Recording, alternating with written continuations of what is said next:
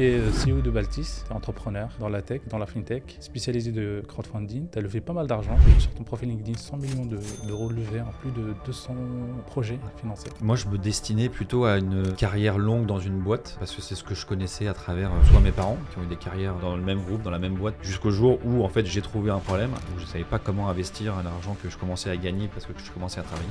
Et j'ai réussi à collecter 200 000 euros auprès des copains, des cousins, des cousins, etc. Où tout le monde, ça rassemblait un petit peu tout mon entourage. On peut le dire, j'ai un peu racketté tout le monde aussi.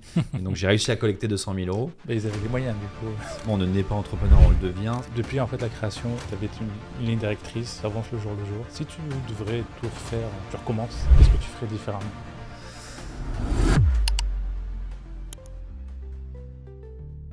Bonjour Alex. Salut Abder. Merci d'avoir accepté l'invitation. En tout cas, ravi de t'avoir aujourd'hui dans le podcast Confidence d'un fondateur. Voici de parcourir un petit peu le chemin que tu as parcouru toi de ton côté. Tu es CEO de Baltis, tu es entrepreneur dans la tech, dans la fintech, spécialisé de crowdfunding. Tu as levé pas mal d'argent. Donc j'ai vu sur ton profil LinkedIn 100 millions d'euros levés en fait. Plus de 200 projets financés. Tu es aussi animateur du podcast Matériel et pas que, tu fais pas mal de choses. Et tu dis souvent, on ne naît pas entrepreneur, c'est une citation que tu as dit en 2017. Ok. Donc je la sors maintenant. On ne naît pas entrepreneur, on le devient. Ouais, donc tu as tout fait pour le devenir en tout cas. Et du coup, pour ceux qui ne te connaissent pas, qui est Alex et qu'est-ce que tu fais?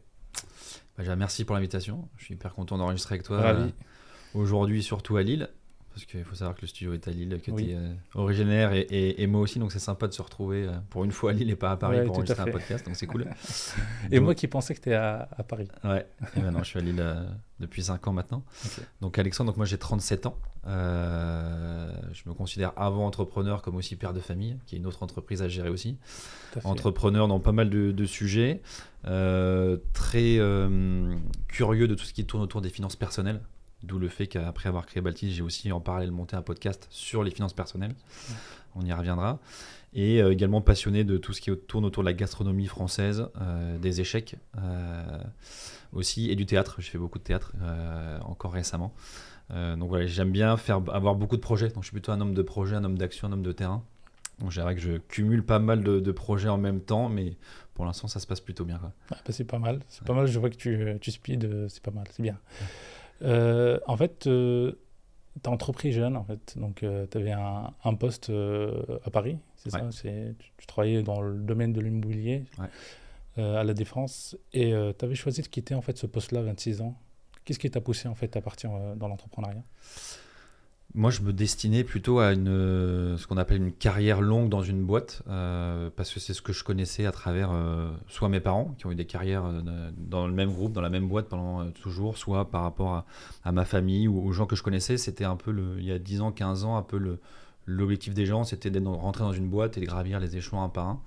Donc moi, je m'étais mis ça en tête aussi, donc je rentrais dans un grand groupe américain qui était basé à Paris, notamment, qui s'appelait CBRE, en me disant je vais commencer un peu tout en bas, puis je vais monter tranquillement les échelons, et je m'y voyais rester 10 ans, 15 ans, 20 ans. Ça me semblait un peu être la norme, même s'il y avait de plus en plus d'entrepreneurs, je trouve qu'à l'époque, on parlait plutôt de gens de cadres plutôt que d'entrepreneurs. Et la citation justement, on ne naît pas entrepreneur, on le devient, j'ai commencé à avoir eu envie de monter une boîte le jour où j'ai trouvé une idée. J'ai jamais cherché une idée, je me suis jamais dit tiens, j'ai envie de monter une boîte, qu'est-ce que je fais? Je me suis jamais posé la question, et c'est d'ailleurs le conseil que je donne souvent aux gens, c'est ne cherchez pas une idée. L'idée va vous tomber dessus un jour, ou plutôt le problème va vous tomber dessus un jour et vous chercherez une solution pour résoudre ce problème. Jusqu'au jour où en fait j'ai trouvé un problème, où je savais pas comment investir l'argent que je commençais à gagner parce que je commençais à travailler. Parce que les plateformes tech n'existaient pas, parce qu'à part les produits d'un banquier, en fait, on trouvait difficilement des choses sur Internet. Et donc, j'avais pas de solution pour moi-même investir. Et en parlant avec des copains, je veux dire, lui ici, là, 2000 euros, lui, il a 2000 euros, lui, il a 1000, lui, il a 3000, lui, il a 5000. Donc, tout le monde avait un peu d'argent de côté, mais personne ne savait comment l'investir. Et un soir, je dînais avec un de mes bons copains, Guilain, qui avait créé le site de cagnotte, le potcommun.fr. Ok, ouais, ça me parle, ouais. Et je me suis dit, tiens, en fait, il faut faire le pot commun de l'immobilier. Chacun va mettre un petit peu d'argent dans un pot et on va ensuite investir dans un projet immobilier ensemble. Chacun mettra à la hauteur de ses moyens un peu d'argent et on se partagera les loyers. Et puis le jour où on revendra, on se partagera la plus-value, quoi. De manière assez simple. Et donc c'est parti plutôt d'un problème, d'un constat. je ne sais pas comment investir et a priori je ne suis pas le seul. On fait une première opération un peu entre nous, entre copains, cousins, etc. Et si ça marche, on verra pour accélérer. Ok. En fait, ce qui est marquant, c'est que tu as pensé à investir rapidement, en fait. Dès que tu as fait un peu de sous, en fait. Et c'est pas le réflexe qu'on a souvent quand on commence à travailler. Là. Moi, par exemple, j'ai pensé direct à acheter une voiture. Donc, Ouais. comme tous les jeunes. Après, voyager un petit peu, acheter des fringues, tout ce qu'on fait, les manques qu'on a quand on est étudiant, de dire, bah, on voit des gens s'habiller, bien sapés, des voitures. Donc, on a envie de se faire plaisir.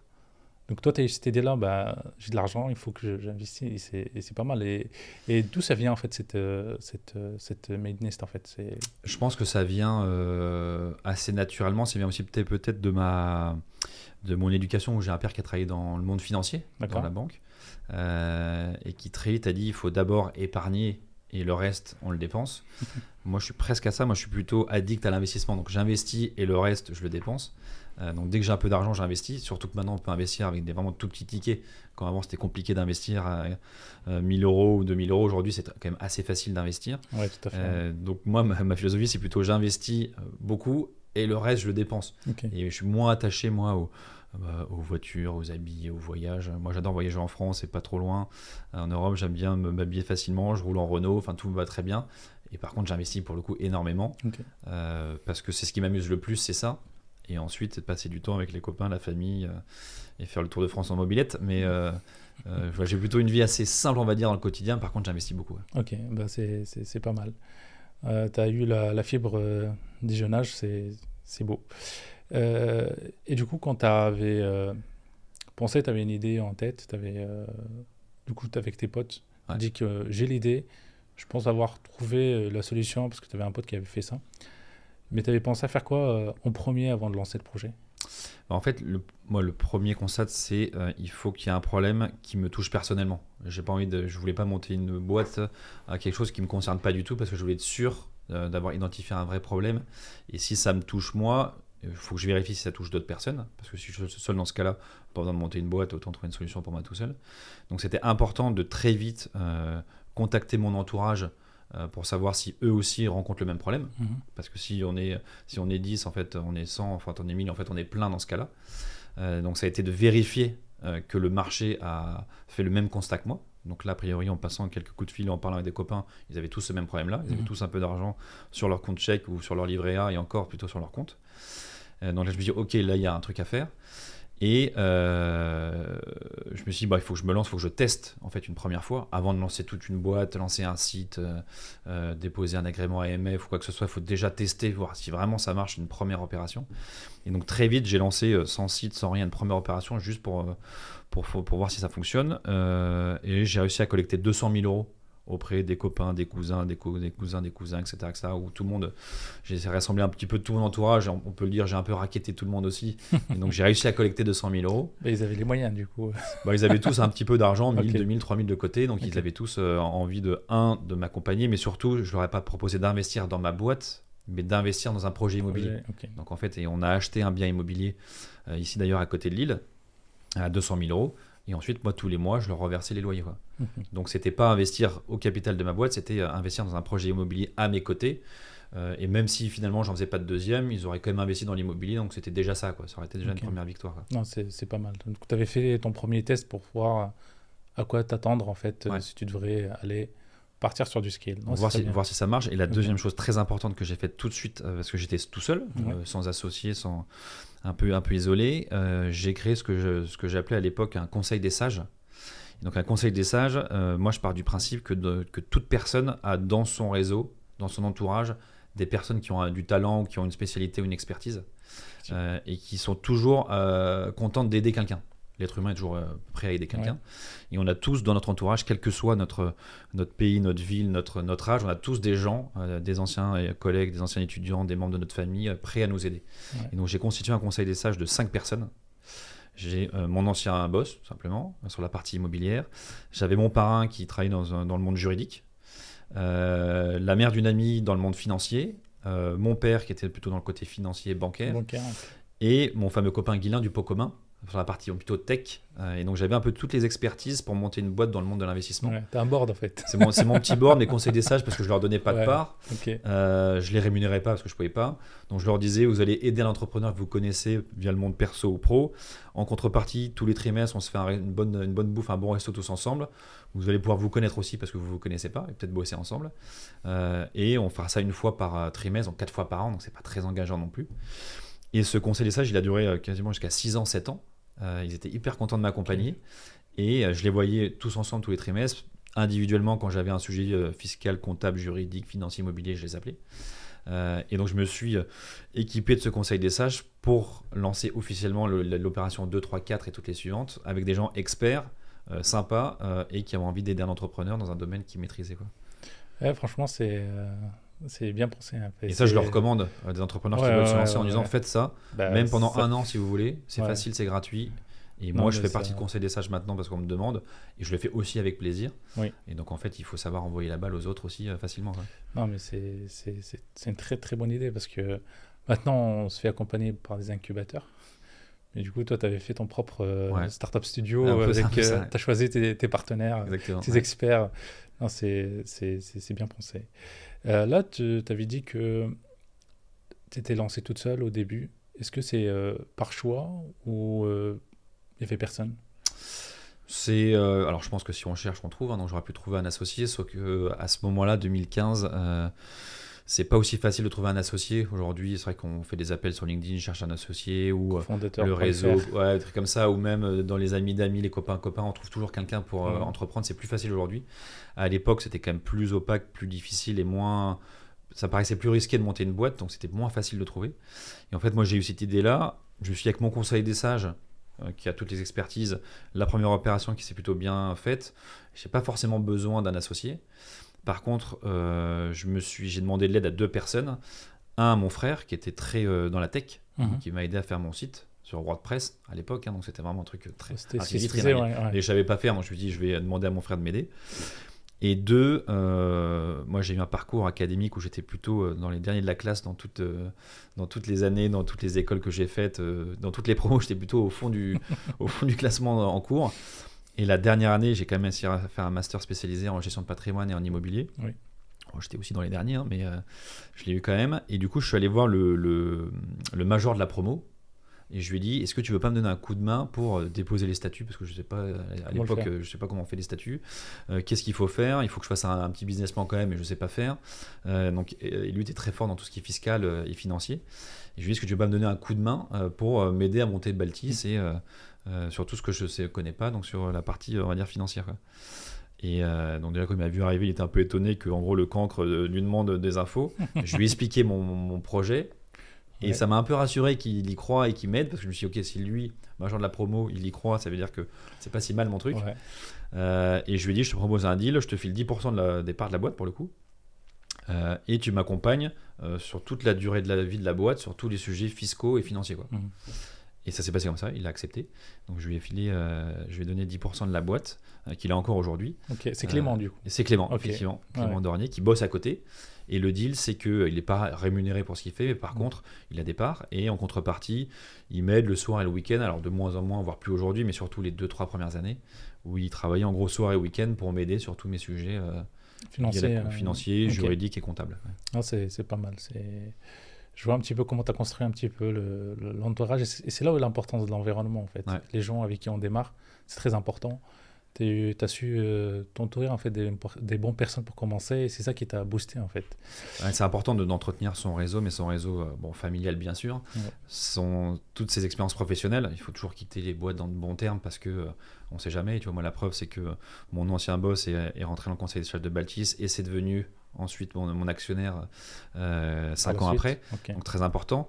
Et aussi tout son écosystème, parce qu'on se rend compte que ce soit même à l'école, tu vois, moi j'étais effectivement pas très bon en cours, mais toujours le délégué, toujours sympa et on m'aimait bien. Et donc en fait, j'ai toujours eu une bonne réputation dans le monde professionnel au sens large, académique et professionnel, parce qu'on se recroise tous. C'est quand même un petit milieu. Et en fait, je me rends compte que quand j'ai besoin d'aide sur un sujet avec un ancien de promo ou un ancien collègue, etc., forcément, ça marche bien.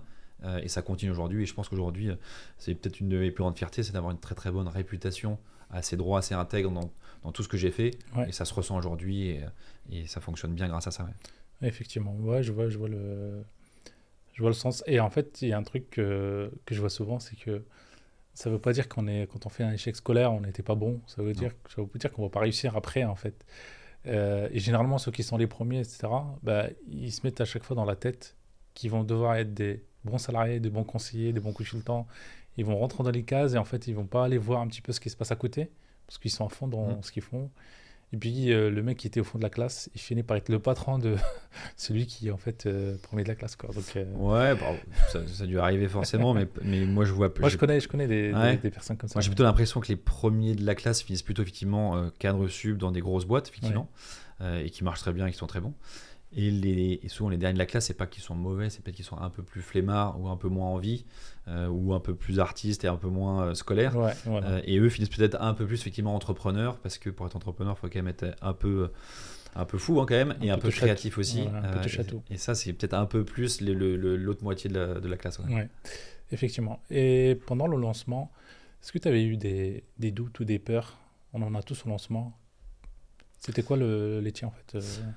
Ouais, bah moi le premier doute que j'ai eu, et c'est pas un secret ce que je lui ai dit, c'est quand j'ai parlé à mon père de ce projet-là, qui est quand même une personne hyper inspirante et importante pour moi. Je pense que c'est la première personne à qui j'en ai parlé. Alors en deuxième après ma femme, c'est lui à qui j'en ai parlé. Et il m'a tout de suite dit: oh là là, je suis pas sûr que tu vas y arriver, t'es trop bordélique. Ouais. Alors, je me suis dit, au-delà de ça, d'être bordélique, est-ce que tu penses que l'idée est bien? Ok. Parce que si je suis bordélique, je peux trouver une solution pour être moins bordélique, ou on va m'aider. Ça se corrige. Ça se corrige, c'est un défaut, c'est compliqué, on est tous un peu bordéliques, mais ça se corrige.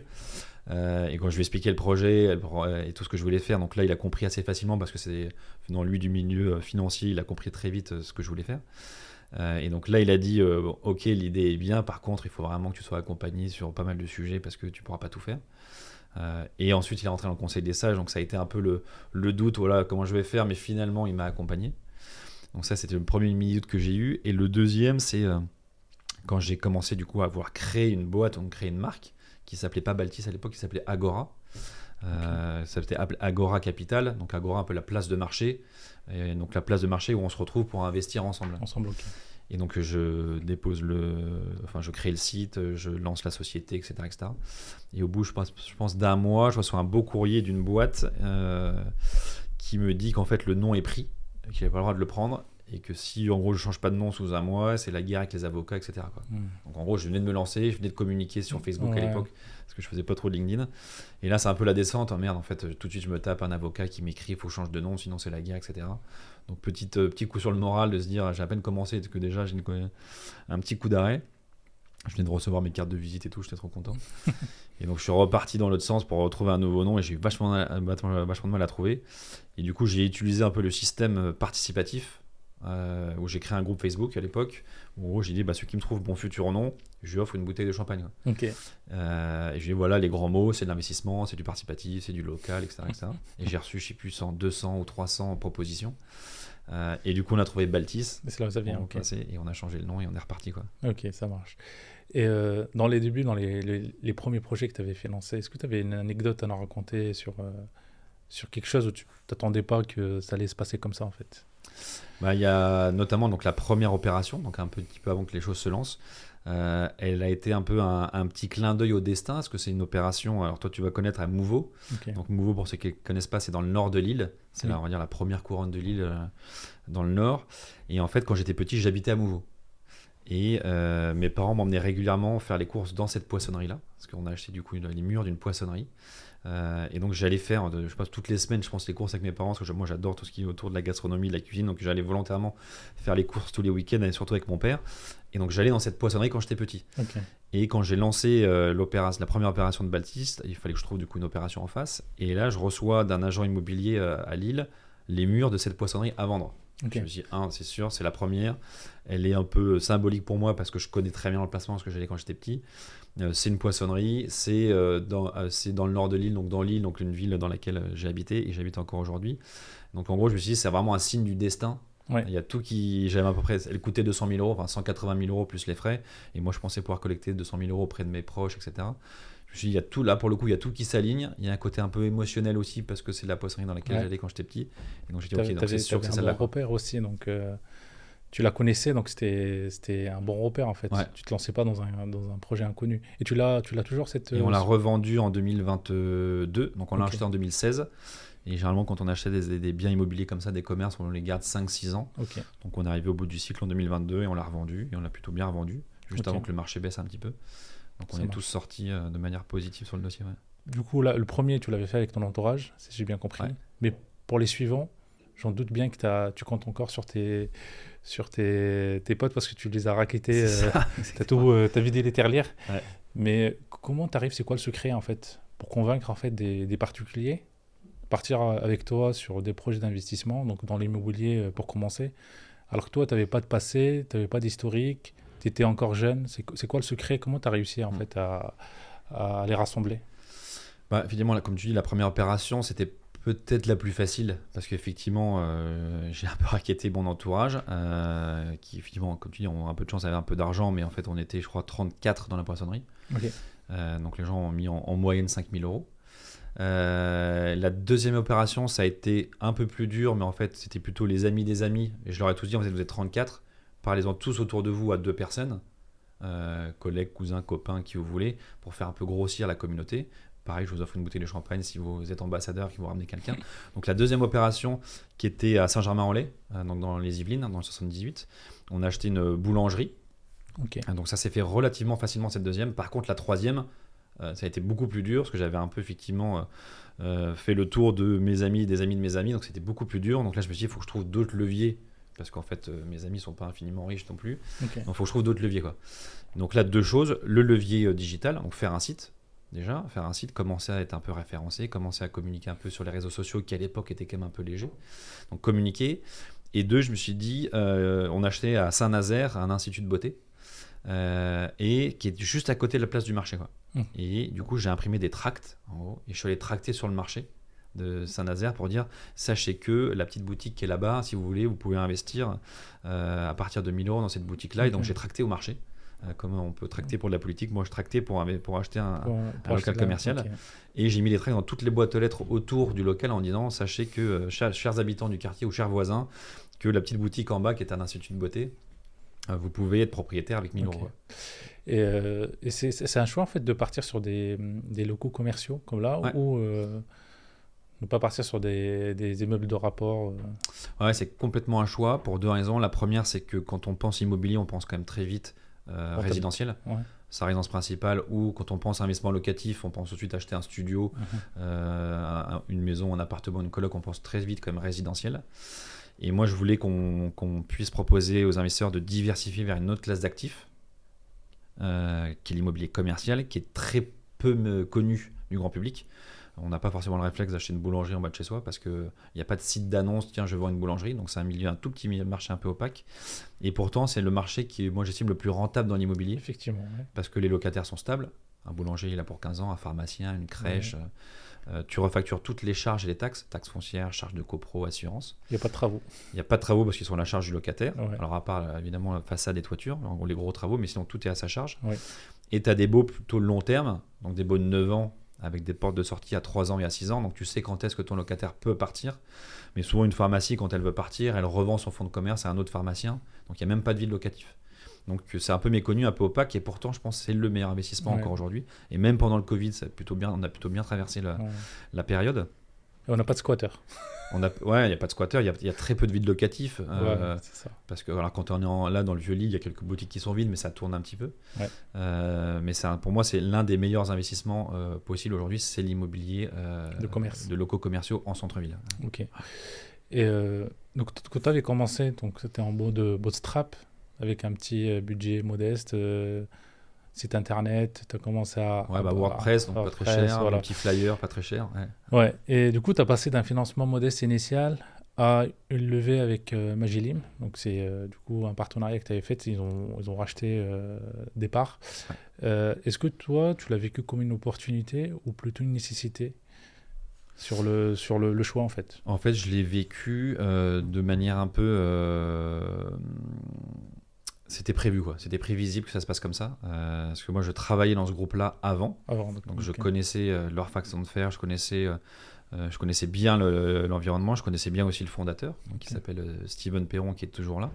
Donc, on avait déjà travaillé ensemble, donc on se connaissait. Il était dans le conseil des sages, donc il a suivi. Alors, je ne l'ai pas mis par hasard non plus. Il était pas lui non plus par hasard, parce qu'il voulait suivre ce que je fais. Et moi, je voulais qu'il m'aide à faire ce que je veux faire. Et on savait qu'un jour, ça allait se croiser. Donc, c'était assez prévisible quand même. Parce que c'était après 4 ans, du coup. Ouais, 5 ans même. 5 ans, ouais. 5 ans, c'était 2021. Donc création 2016 et entre capital 2021. Et ça s'est fait hyper naturellement. On s'est mis d'accord pendant le confinement même, d'ailleurs. Le confinement, c'était un peu dur, coup d'arrêt quand même assez rapide et assez brutal. Je l'appelle pendant le confinement en disant « Tiens Steven, je tourne un peu en rond. Est-ce que c'est pas le moment que Magélim rentre au capital de Baltis ?» Il fait « Tu fais bien de m'appeler parce que enfin tu me le proposes, j'attendais que tu me le proposes. » Ok, comment on fait? J'ai dit « J'en sais rien, comment on fait? Tu penses que ça vaut combien? Je pense que ça vaut tant. Ouais, ok, très bien. Je prends combien de capital? J'en sais rien, 40 c'est bien, ok, 40. Et ça s'est fait, je pense, en 3 minutes. Et après ça, on a le temps de faire de la doc, etc. Ça prend un peu plus de temps, mais en tout cas, le deal, il s'est fait comme si... un peu sur le comptoir, très naturel, très simple et hyper fluide. Ils sont rentrés à hauteur de 40% en 2021. Ok.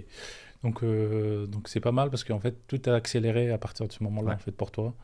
C'était l'objectif. L'objectif, c'était ce qu'on appelle s'adosser à un industriel. Parce que lui étant une plateforme d'investissement plutôt à destination de banquiers, d'assureurs ou de conseillers en gestion de patrimoine, donc ce qu'on appelle du B2B, donc intermédiaire.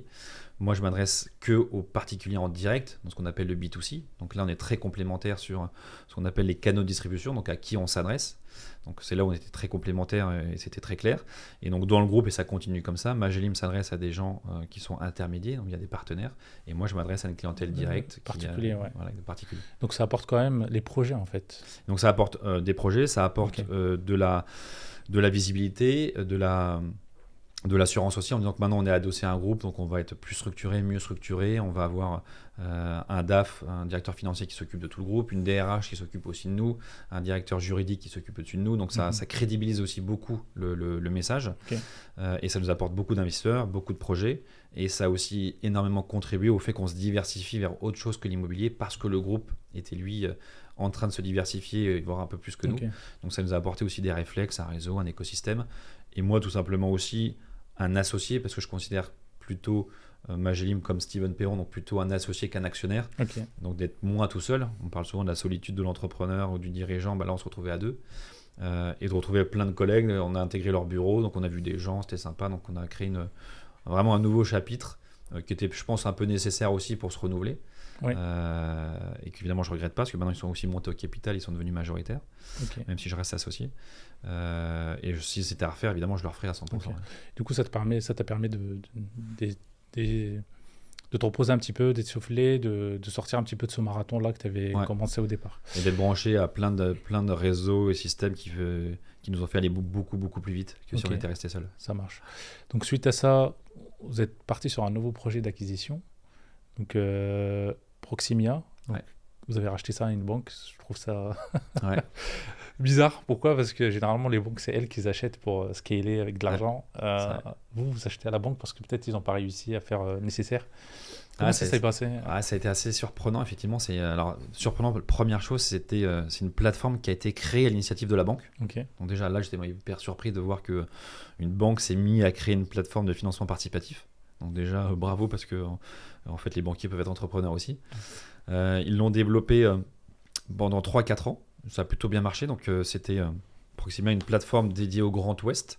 Donc le Grand Ouest était en gros Bretagne, Pays de la Loire, pour des projets immobiliers dans le Grand Ouest et des startups dans le Grand Ouest, et qui étaient accompagnés. Donc c'était la Banque Populaire qui a créé cette plateforme-là, et spécialement la Banque Populaire Grand Ouest, donc BPGO, qui envoyait aussi ses clients qui habitaient dans la région pour investir dans les projets de la région. Donc moi j'adorais le concept, je trouvais que c'était une super initiative. Ils l'ont plutôt bien fait, bien développé. Puis à un moment ça s'est un petit peu essoufflé, et ils ont décidé de s'en séparer en 2022.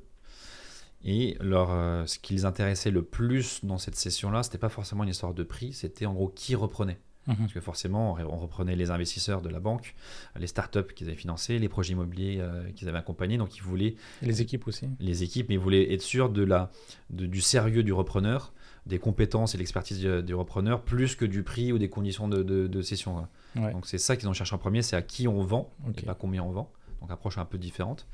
Le groupe Magellim, c'est un acteur des territoires qui est basé à Nantes, qui connaît très bien Banque Populaire Grand Ouest par nature, parce qu'ils travaillent beaucoup ensemble. Et donc, ils ont proposé donc, à Steven Perron et à Magellim de racheter Proximia, sachant qu'on avait aussi Baltis derrière, donc on connaissait en plus le métier. Donc pour eux, on était vraiment l'acquéreur idéal par le côté territoire, le côté expertise et le côté réputation, où ils savaient qu'on y vendait à un bon acheteur. Ok, et du coup, comme toi, tu avais fait création from scratch et acquisition, du coup, est-ce que tu vois un avantage à racheter plutôt que de crier dès le début? C'est les deux. Enfin, il y a des avantages et des inconvénients dans les deux, parce que l'avantage, c'est que tu vas plus vite, parce que tu récupères des collaborateurs, des actifs, des investisseurs, une plateforme, un agrément, donc ça va quand même beaucoup plus vite. Après, tu récupères aussi le passif, potentiellement des dettes, une réputation, des projets parfois un peu compliqués, des investisseurs qui peuvent être pas contents, des collaborateurs qui veulent partir. Donc, tu récupères en fait l'actif, mais aussi le passif. Il faut avoir ça en tête. Deux, il faut l'acheter, donc il faut aussi de l'argent. Donc ça, il faut soit avoir des fonds propres, soit trouver une banque qui finance. Donc là, pour le coup, c'est une banque qui a financé. Donc les deux sont bien, les deux ont des avantages et des inconvénients. Mais c'est vrai que moi, si demain je devais remonter une boîte, je serais plutôt d'avis à reprendre une boîte, soit pour faire différemment. Soit parce qu'aujourd'hui il y a quand même beaucoup de boîtes qui sont à vendre. Tu vois, moi je suis actionnaire dans une boîte qui s'appelle Alvo Market, qui est une marketplace de personnes qui vendent leurs boîtes, qui les mettent en vente, et d'autres qui sont à l'autre côté qui veulent les acheter, donc ils mettent en relation les acheteurs, les repreneurs et les vendeurs. Donc il y a beaucoup de boîtes à vendre, et surtout ça se finance maintenant très bien par les banques. Donc je trouve que c'est plus facile maintenant de reprendre une boîte. Ok, bah, très bien. Tout le monde en fait dit ça, que la seule contrainte, c'est qu'on n'a pas... On ne peut pas faire ce qu'on veut, parce on a une trajectoire qui est déjà définie, une vision à long terme. On ne peut pas venir casser tout d'un coup. Mais sinon, on récupère pas mal d'avantages. C'est très bien. Mais du coup, Proximia, elle faisait, tu disais, elle faisait de l'immobilier, mais aussi du start-up. Ça, c'était du coup nouveau, parce que tu ne le faisais pas avant. Exactement. Donc, il t'a ramené de la diversification au rôle immobilier. Toi, tu as commencé à faire ça avec Baltis, donc partir sur d'autres domaines.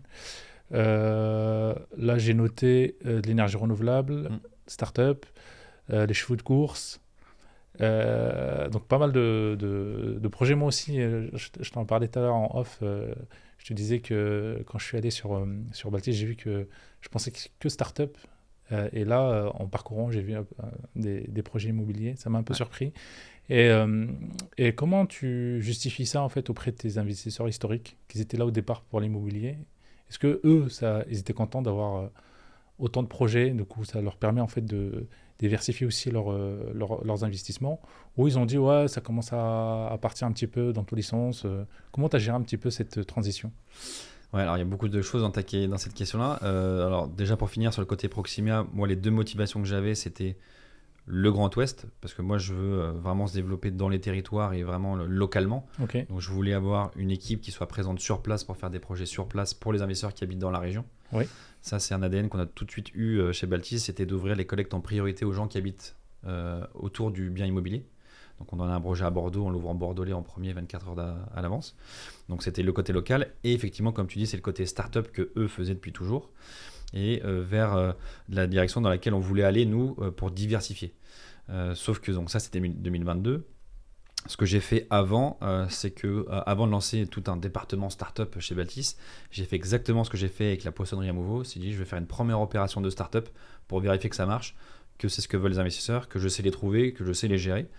Et donc en 2018, donc tu vois bien avant Proximia, j'étais incubé dans un incubateur, l'incubateur du Créa-École rue de la Boétie, donc le village du Créa-École à Paris. Et en fait, mes voisins d'Open Space à l'époque, j'étais tout seul, j'ai entendu un jour qu'ils voulaient lever des fonds. Ils voulaient lever 1,5 million. Et j'ai réfléchi pendant un jour, 2 jours, 3 jours, et à un moment, je suis allé le voir en disant, si vous voulez, moi je vous mets 500 000 euros. Il savait que j'étais entrepreneur, il savait que j'avais pas d'argent, donc il se dit mais comment ça 500 000 euros? Je dis non, mais moi je vous mets 500 000 euros si vous voulez dans votre levée de fonds. Et donc après ça on a discuté plus sérieusement et en gros je leur ai dit moi je vais vous créer une SAS. Je vais vous faire entrer tous les copains, vos clients, vos partenaires, vos fournisseurs, vos friends family. On va tous les mettre dans une SAS jusqu'à ce qu'on arrive à 500 000 euros et ensuite on investit chez vous. Mais vraiment sans savoir que, parce que c'est pareil, c'était en 2018, on ne savait pas qu'encore que le financement participatif allait s'adapter aux startups, etc. Ouais. Et ils ont dit ok, bah go, on essaye. On a levé 1 million comme ça finalement. J'ai dit ok, en fait ça marche. Tous ceux qui ont 1000, 2000, 3000 euros de côté, ils veulent faire de l'immobilier avec la poissonnerie, mais ils veulent aussi faire des startups. Donc j'en ai fait une en 2018, une en 2019, une en 2020, une par an en gros.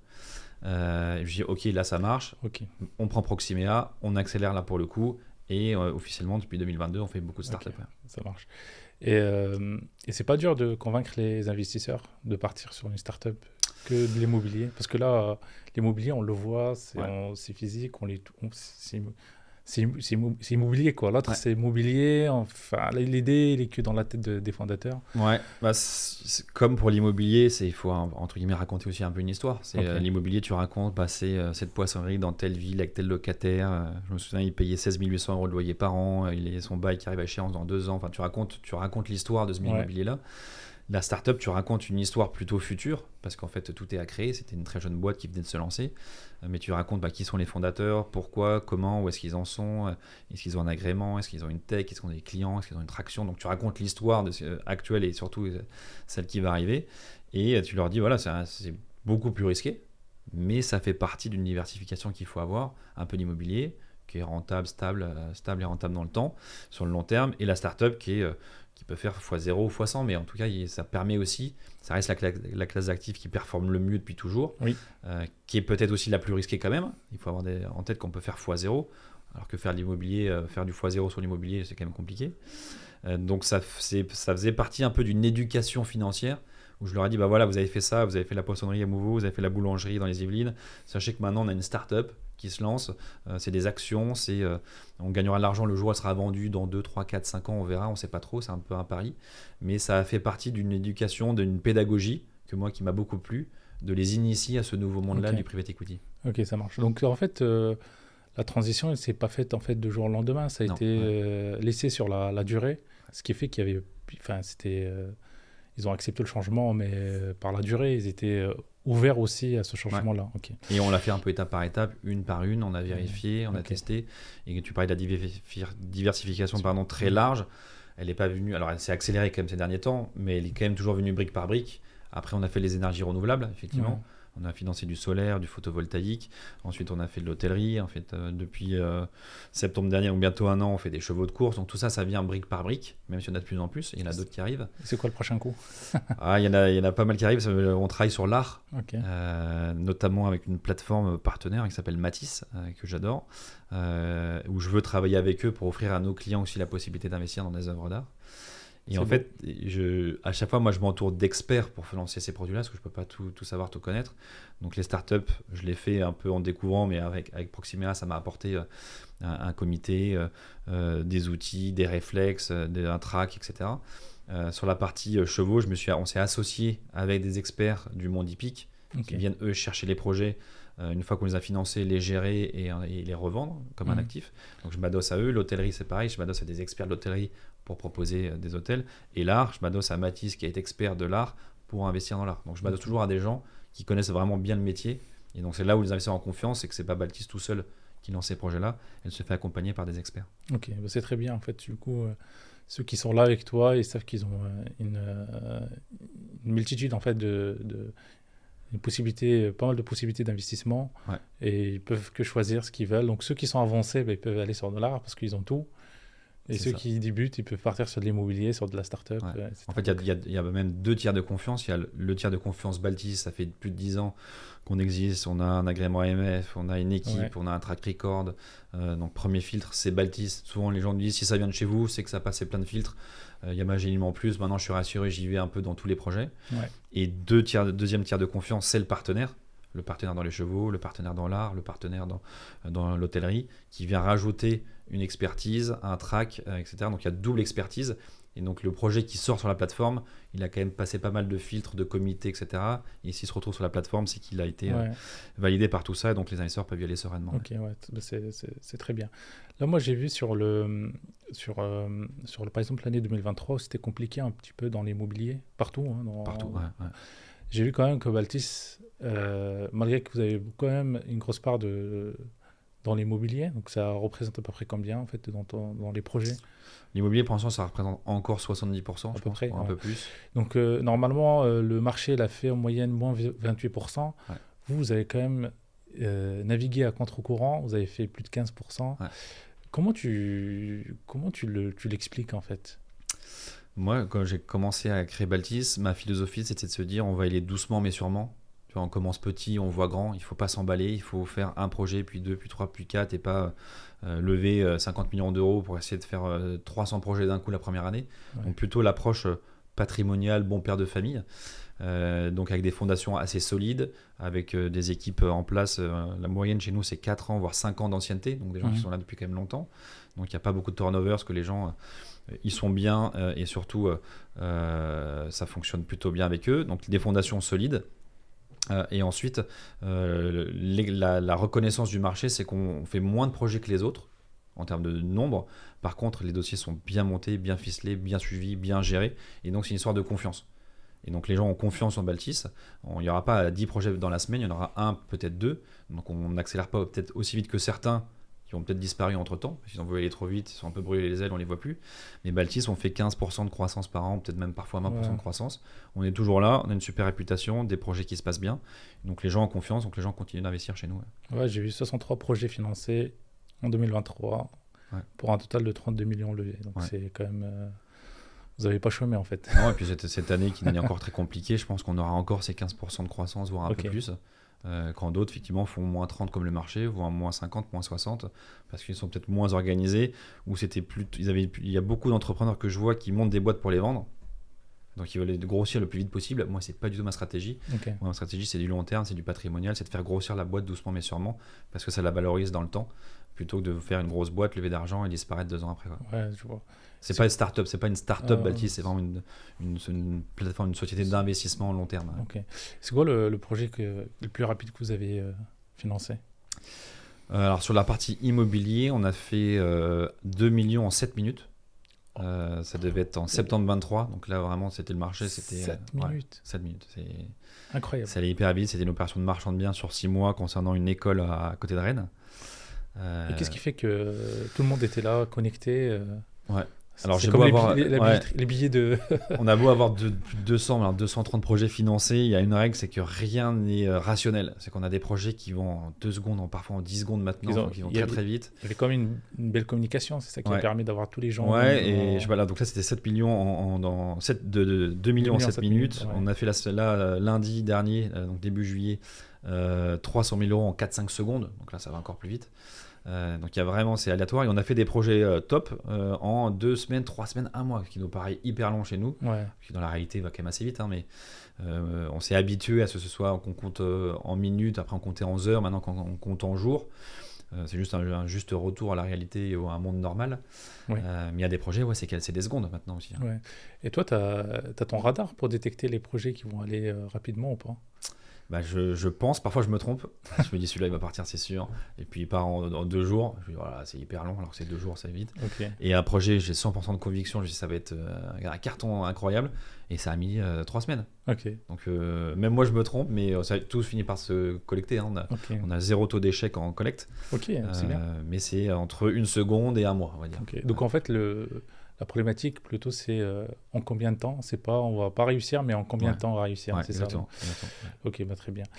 Et pendant toutes ces années-là de parcours, est-ce que tu as eu un moment d'échec où tu te dis là je me sens pas bien, je vais tout arrêter, je vais tout abandonner? Ça nous arrive à tous.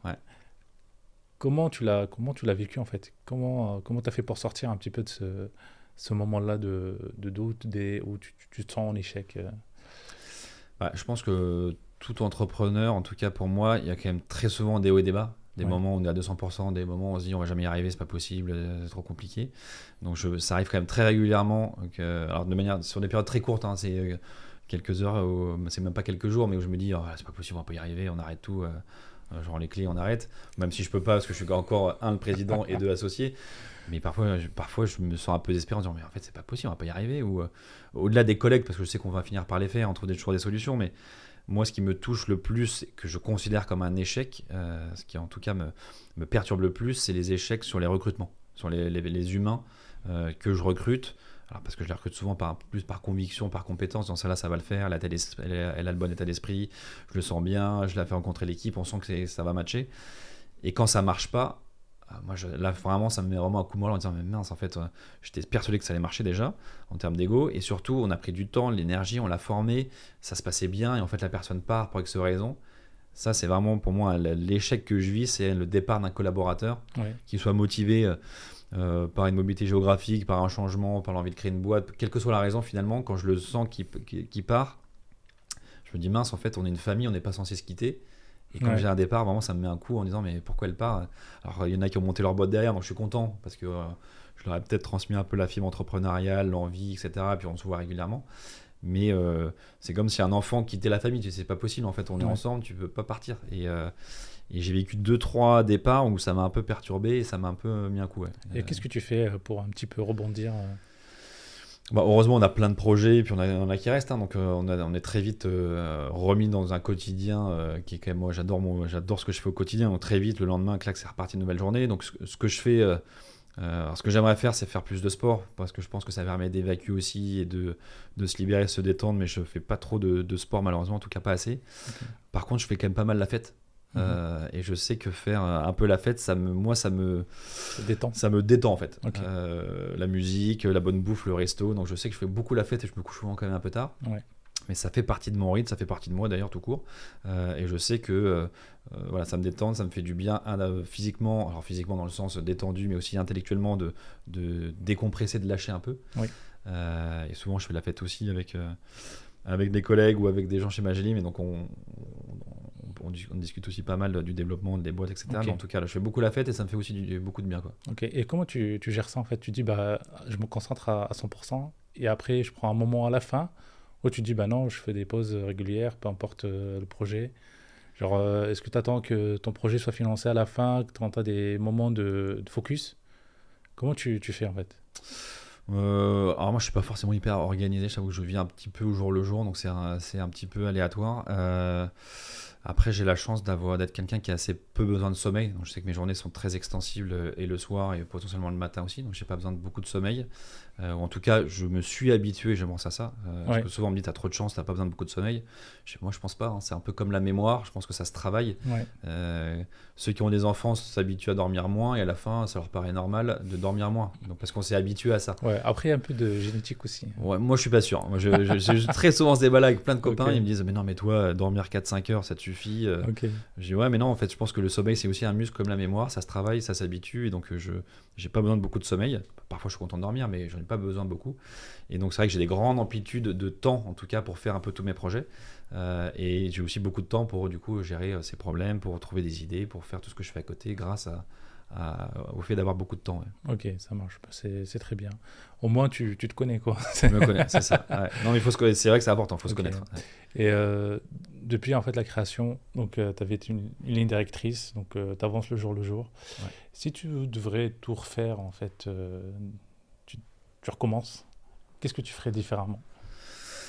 On a vu beaucoup de choses et en même temps pas beaucoup. Moi je crois beaucoup à un de mes films préférés, c'est L'Effet Papillon. Okay. Donc j'aurais peur de changer quelque chose et que en fait ça fasse tout écrouler derrière ou partir dans une direction dans laquelle j'ai pas envie d'aller.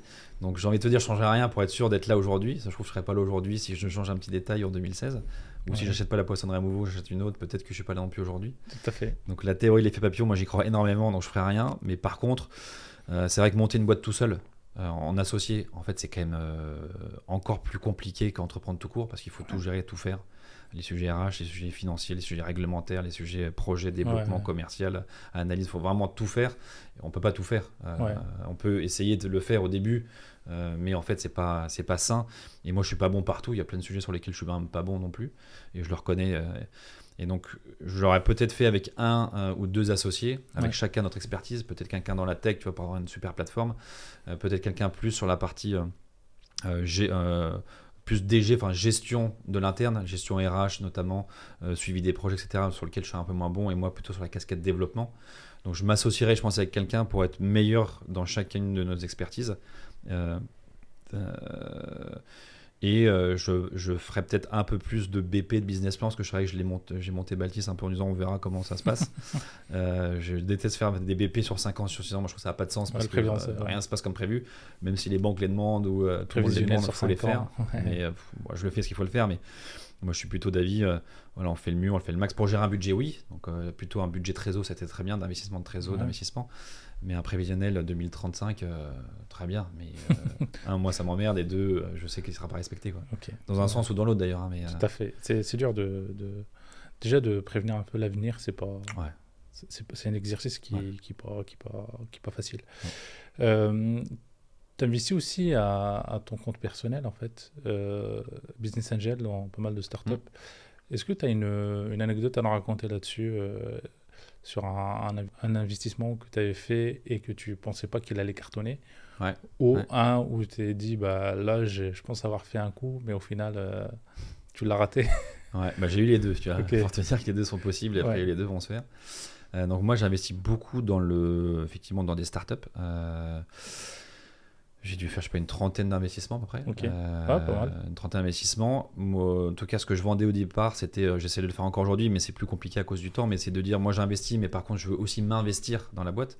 Donc, je veux forcément une boîte que je comprends bien, le produit, forcément un entrepreneur avec qui je m'entends bien, mais ça, pour moi, ça me paraît une évidence.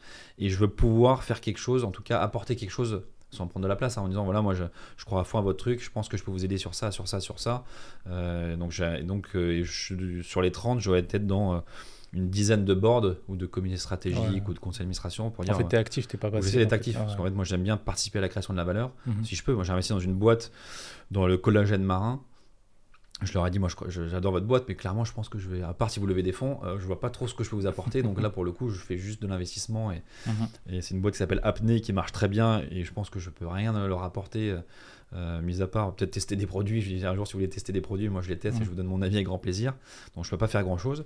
Par contre, j'ai investi dans beaucoup de boîtes dans la tech, dans l'immobilier, dans la mobilité, etc. où je peux apporter quelque chose. Et donc là les gens sont contents que je puisse apporter plus que de l'argent. Donc j'ai dû faire une trentaine d'investissements. Il y en a une où je me suis hyper opportuniste. Je me retrouve à un dîner à côté de quelqu'un qui s'appelle Thierry Vignal, qui était en train de créer à l'époque Mastéos, donc une plateforme qui accompagne les particuliers sur leur investissement locatif. Et donc il me raconte ce qu'il fait. Il me dit ouais, je viens de closer ma levée de fonds, voilà ce que je fais. Et à la fin du dîner, je me dis attends, tu viens de la closer, elle est en closing, elle est où exactement cette levée de fonds? Il me dit on close la semaine prochaine, on doit tout signer la semaine prochaine.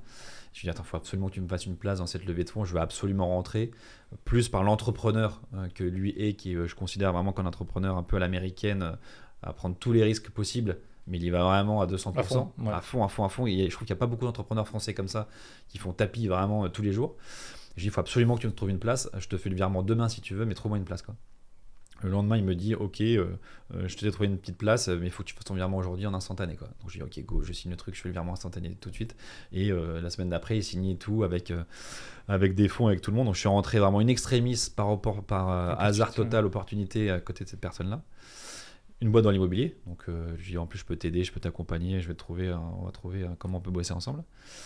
Et 1 an et demi après, moi je sens quand même que le vent de l'immobilier commence un peu à tourner, que le marché immobilier, les taux remontent, que les prix, que les transactions se stagnent, stoppent complètement. Et là, il me dit, je vais relever, je ne sais plus combien, 100 millions d'euros, là dans les mois qui arrivent, est-ce que tu veux remettre ? Je sais pas, moi je le sens pas trop, je ne remets pas quoi. Il me dit ok, on sache qu'en gros tu peux remettre ou sortir quoi. Je peux sortir aussi si tu veux, mais moi je te conseille pas parce qu'on va relever de l'argent, ça va être fou, ça va être incroyable. Moi je suis chaud pour sortir. Il me dit tu peux sortir soit la moitié soit tout. Si tu veux sors la moitié, laisse le reste quoi. Je sais pas, j'ai pas confiance en toi, mais je sens que ça va partir un peu compliqué l'immobilier, je sors tout quoi. Okay.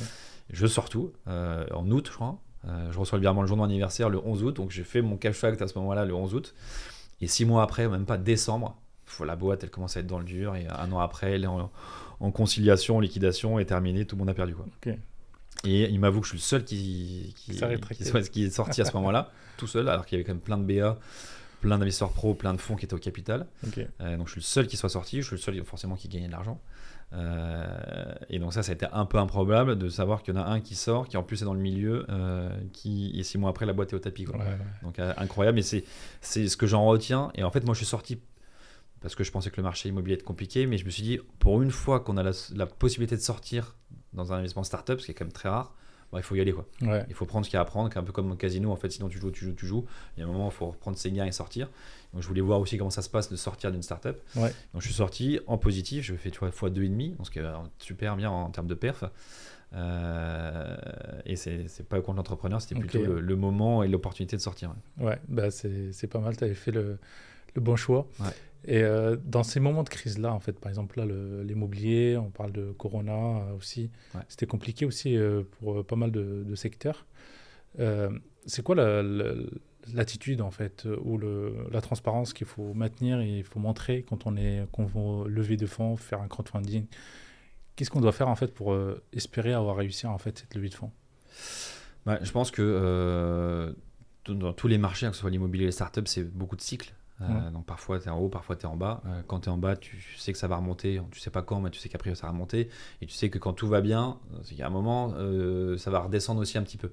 Et c'est pour ça que tu as des investissements qui se passent bien. Là, le Maceo, moi ça s'est bien passé, c'était juste au moment où ça descendait. Après, tu parlais d'expérience où c'est moins bien passé. J'ai aussi investi dans des startups qui, pour le coup, où j'ai perdu 100%. Pourtant c'est une boîte, on peut la citer, c'est public, qui s'appelle CityScout, où là j'étais persuadé qu'elle allait cartonner. Il y avait la mairie de Paris au capital, donc public, il y avait Allianz, l'assureur au capital, il y avait des fonds capital. Je me suis dit, c'est de la mobilité, c'est électrique, ils ont cartonné pendant le confinement, la boîte faut y aller, c'est de la mobilité douce, franchement allons-y, quoi. Il y avait tout. Ouais. Et aussi il y avait des projets à côté qui étaient aussi rentables. Ouais, mais surtout ils ouvraient d'autres villes, ils étaient à Berlin, je crois, à Milan, enfin ça partait partout. L'électrique, mobilité douce, avec du public et du privé au capital, je me suis dit, aucun sujet, c'est sûr ça va cartonner. Et donc j'ai fait investir des copains aussi et mon frère. On a tous tout perdu, donc ça c'est aussi le risque de mon métier, c'est que souvent j'embarque tout le monde dans le projet. Alors parce que moi j'y vais, c'est tout le temps, moi j'y vais, donc tu peux y aller, donc j'aligne toujours les intérêts. J'ai jamais dit à quelqu'un dans ce deal là si moi j'y allais pas, pour le coup. Mais on a tous perdu 100%. Assez vite, je crois, 1 an après. Donc là, ça calme un peu tout le monde. On réalise qu'en fait, on peut tout perdre. Donc c'est bien aussi de voir l'autre côté. Même si moi, encore une fois, ce serait à faire, je le ferais, parce que vraiment, il y avait tout pour, sur le papier en tout cas. Je comprends pas qu'on ait perdu vraiment 100%. Et c'est quoi l'ambiance entre ton frère et les potes quand il y a des comme ça, il y a des pertes? Parfois ça se tend un peu parce que forcément, franchement, toute ma famille, tous mes copains sont un peu partout dans plein de projets. Je l'assume. Il y en a qui veulent surtout pas mélanger le pro et le perso. Moi, au contraire, ma vie pro c'est le perso, le pro, tout est mélangé. C'est un choix. Mais je leur dis quand même très clairement, moi ce projet-là, j'y crois et j'y vais aussi à titre perso. Donc si vous voulez y aller, venez avec moi, mais sachez que on peut perdre 100%, et 2, je suis dedans, donc si vous perdez, je perds aussi, quoi. T'as mis le disclaimer qu'il faut. Ouais, mais en fait les gens souvent ils se disent ok c'est bon, c'est Alexandre y va, c'est bon on peut y aller. Je dis non, en fait moi je vois pas l'avenir, moi j'ai juste plein de convictions. Si j'y vais à fond et j'embarque du monde. Mais c'est pas pour ça que c'est garanti de succès. Le disclaimer, les performances passées présagent pas des performances futures. C'est pas parce que j'ai gagné sur Maceo que je vais gagner sur CityScout. C'est la réalité. Après, c'est la moyenne qui fait tout de tous les investissements qu'on fait. Donc, on a qui performent, il y en a qui performent pas. Et puis, on regarde sur la durée, sur la moyenne de tout ce qu'on a fait. Tu vois, sur les startups, souvent ce qu'on dit dans la théorie, c'est que si tu fais 10 investissements, potentiellement, tu en as 8 qui vont planter. C'est quand même énorme. Tu en as un qui va être plus ou moins égal. Donc tu gagneras pas d'argent, tu vas récupérer ce que tu as mis, et tu en as un qui va cartonner, qui va rattraper tout le reste. Mais si tu l'as pas, en fait tu as vraiment tout perdu. Et en fait ce qui compte, c'est de trouver ce 10e projet qui va te faire gagner de l'argent. Alors ça c'est la stratégie d'un business angel qui prend beaucoup de risques. Moi c'est moins ma stratégie. Ma stratégie c'est de prendre pas trop de risques, c'est prendre des boîtes sur des valos assez basses, mais qui vont. Moi je cherche pas du tout une licorne de demain, parce que la stat est trop faible. Il faudrait investir vraiment partout, il y en avoir une peut-être qui rattrape tout le monde. Et c'est plutôt investir sur des boîtes sur des valos à 2-3 millions qui veulent se revendre 20-30 millions, quoi. Ça c'est le scope. Parce qu'une boîte, Ça fait un quoi, corporate qui achète une boîte 20 millions, c'est accessible. Si tu cherches une boîte qui vaut 20 pour la revendre 2 milliards, qui va acheter une boîte à 2 milliards aujourd'hui? Tu n'as pas beaucoup d'acheteurs Faut que potentiels. ça soit public en fait, Ouais. en IPO. Un truc Donc je comme ça. cherche pas des licornes, je cherche plutôt des chevaux de trait qui sont utiles, qui sont liquides, qui se vendent et qui sont vendables entre 10 et 20 millions. Ok. C'est accessible. Non, bah, ça marche. Et toi, tu vises un taux de rentabilité ou genre tu dis bah s'il n'y a pas 5%, 8%, 10%. Bah, sur l'immobilier, oui, parce que là c'est rationnel, c'est simple, il y a des loyers, il y a un prix d'achat, un prix de revente, donc on est souvent sur des rentabilités à 10% ou même 11% sur l'immobilier. En dessous de 10, on ne regarde pas, au-dessus de 12, je pense que c'est trop risqué, donc c'est vraiment entre 10 et 12.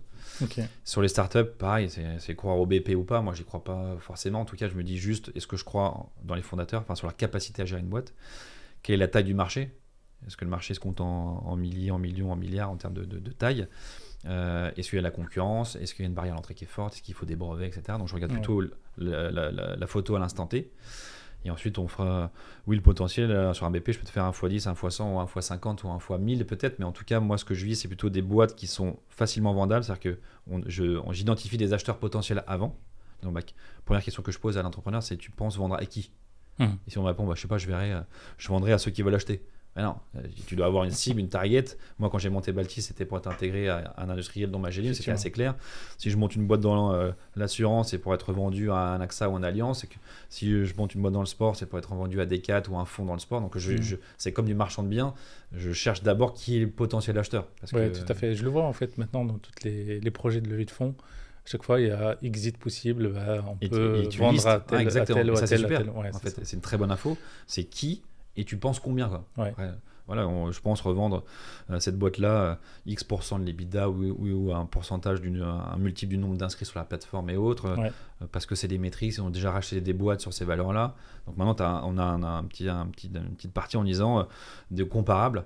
Sache que Decathlon a acheté une boîte un peu similaire il y a 2 ans sur tel prix, et ils ont calculé le prix en fonction de ça. Bon, bah là, c'est assez rationnel, on avance, quoi. Et donc, on n'est pas sur du x20. Finalement, quand on regarde les comparables, on est sur du x2, x3, x4, x5, mais ce qui est déjà super, quoi. Oui, tout à fait. Donc, nous, c'est en gros 5 ans d'investissement en termes de durée, ce qu'on vise.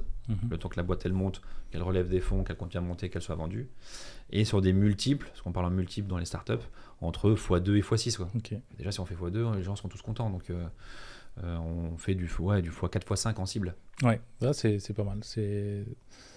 C'est entendable. Et là, sur le nombre de projets que tu avais accompagnés avec Baltis, donc il y en avait quand même pas mal de projets, plus de 200. Ça fait beaucoup d'administratifs. Et on en parlait tout à l'heure en off, c'est gestion de projets immobiliers, gestion de tout ce qui est statut, DG, machin. Il y a beaucoup de paperasse. Et un des facteurs accélérateurs que tu avais mis en place, c'est d'automatiser, de partir sur de la tech, de mettre de la tech en place pour que tu puisses en fait automatiser au maximum. Hein. Ouais. Est-ce que toi, comment tu l'as mis en place en fait progressivement en fait? Comment c'est arrivé? Au départ, tu faisais tout à la main. Et puis, petit à petit, tu avais commencé à chercher à automatiser, mais à quel moment, comment tu l'as organisé en fait?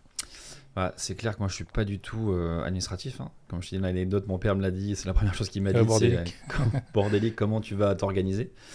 Et après, quand tu connais tes défauts, après, tu les corriges. Hein, moi, j'adorais ne pas avoir d'ordinateur et d'avoir juste mon téléphone et de quotidien comme ça, téléphoner, WhatsApp et téléphone et c'est tout. Quoi. Okay. Malheureusement, c'est pas possible. Mais en tout cas, je me suis organisé de 2 façons. Premièrement, celle que tu as dite, la tech, la plateforme. Parce que tout à l'époque, les premiers dossiers, on m'envoyait par la poste les bulletins de souscription et on m'envoyait des chèques. Ouais. Donc déjà, il fallait avoir le suivi de recevoir ça. Il fallait aller à la banque, déposer les chèques. Il fallait faire oui, il a payé, numéro du chèque, signé dans le dos, etc. Donc, clairement compliqué. Donc la plateforme aujourd'hui permet de s'inscrire déjà en ligne, de signer en ligne, de payer en ligne. On a un petit onglet actualité où on met une actu et tout le monde reçoit une petite notification actualité. C'est connecté maintenant au comptable qui récupère quand même pas mal les factures, les contrats, les avenants, etc. Donc la technologie permet quand même de gagner beaucoup de temps et d'éviter les erreurs, que ce soit la techno simple ou même l'IA qui permet de traiter quand même beaucoup de choses. Donc premièrement, c'est l'écosystème tech. Donc pour toi, c'est indispensable. Ah bah c'est obligatoire. Okay. Aujourd'hui, on n'a même pas le choix. C'est même pas que c'est obligatoire, c'est que c'est vital aujourd'hui parce que 80% des tâches de l'investisseur, elles n'ont pas de valeur On préfère donner notre temps pour faire des événements, des webinars, trouver les bons dossiers, bien les analyser, bien les suivre. Par contre, la partie signer, payer, suivre, ça doit être automatisé, obligatoire. Et le deuxième point, c'est de recruter des gens complémentaires. Donc ça, c'est dur aussi, parce que souvent, on veut recruter des gens qui nous ressemblent parce que c'est plus simple, c'est plus sympa. Mais en fait, il faut trouver des gens complémentaires qui sont, eux, bien organisés, qui connaissent bien Excel, qui sont bien ordonnés, bien classés, bien gérés.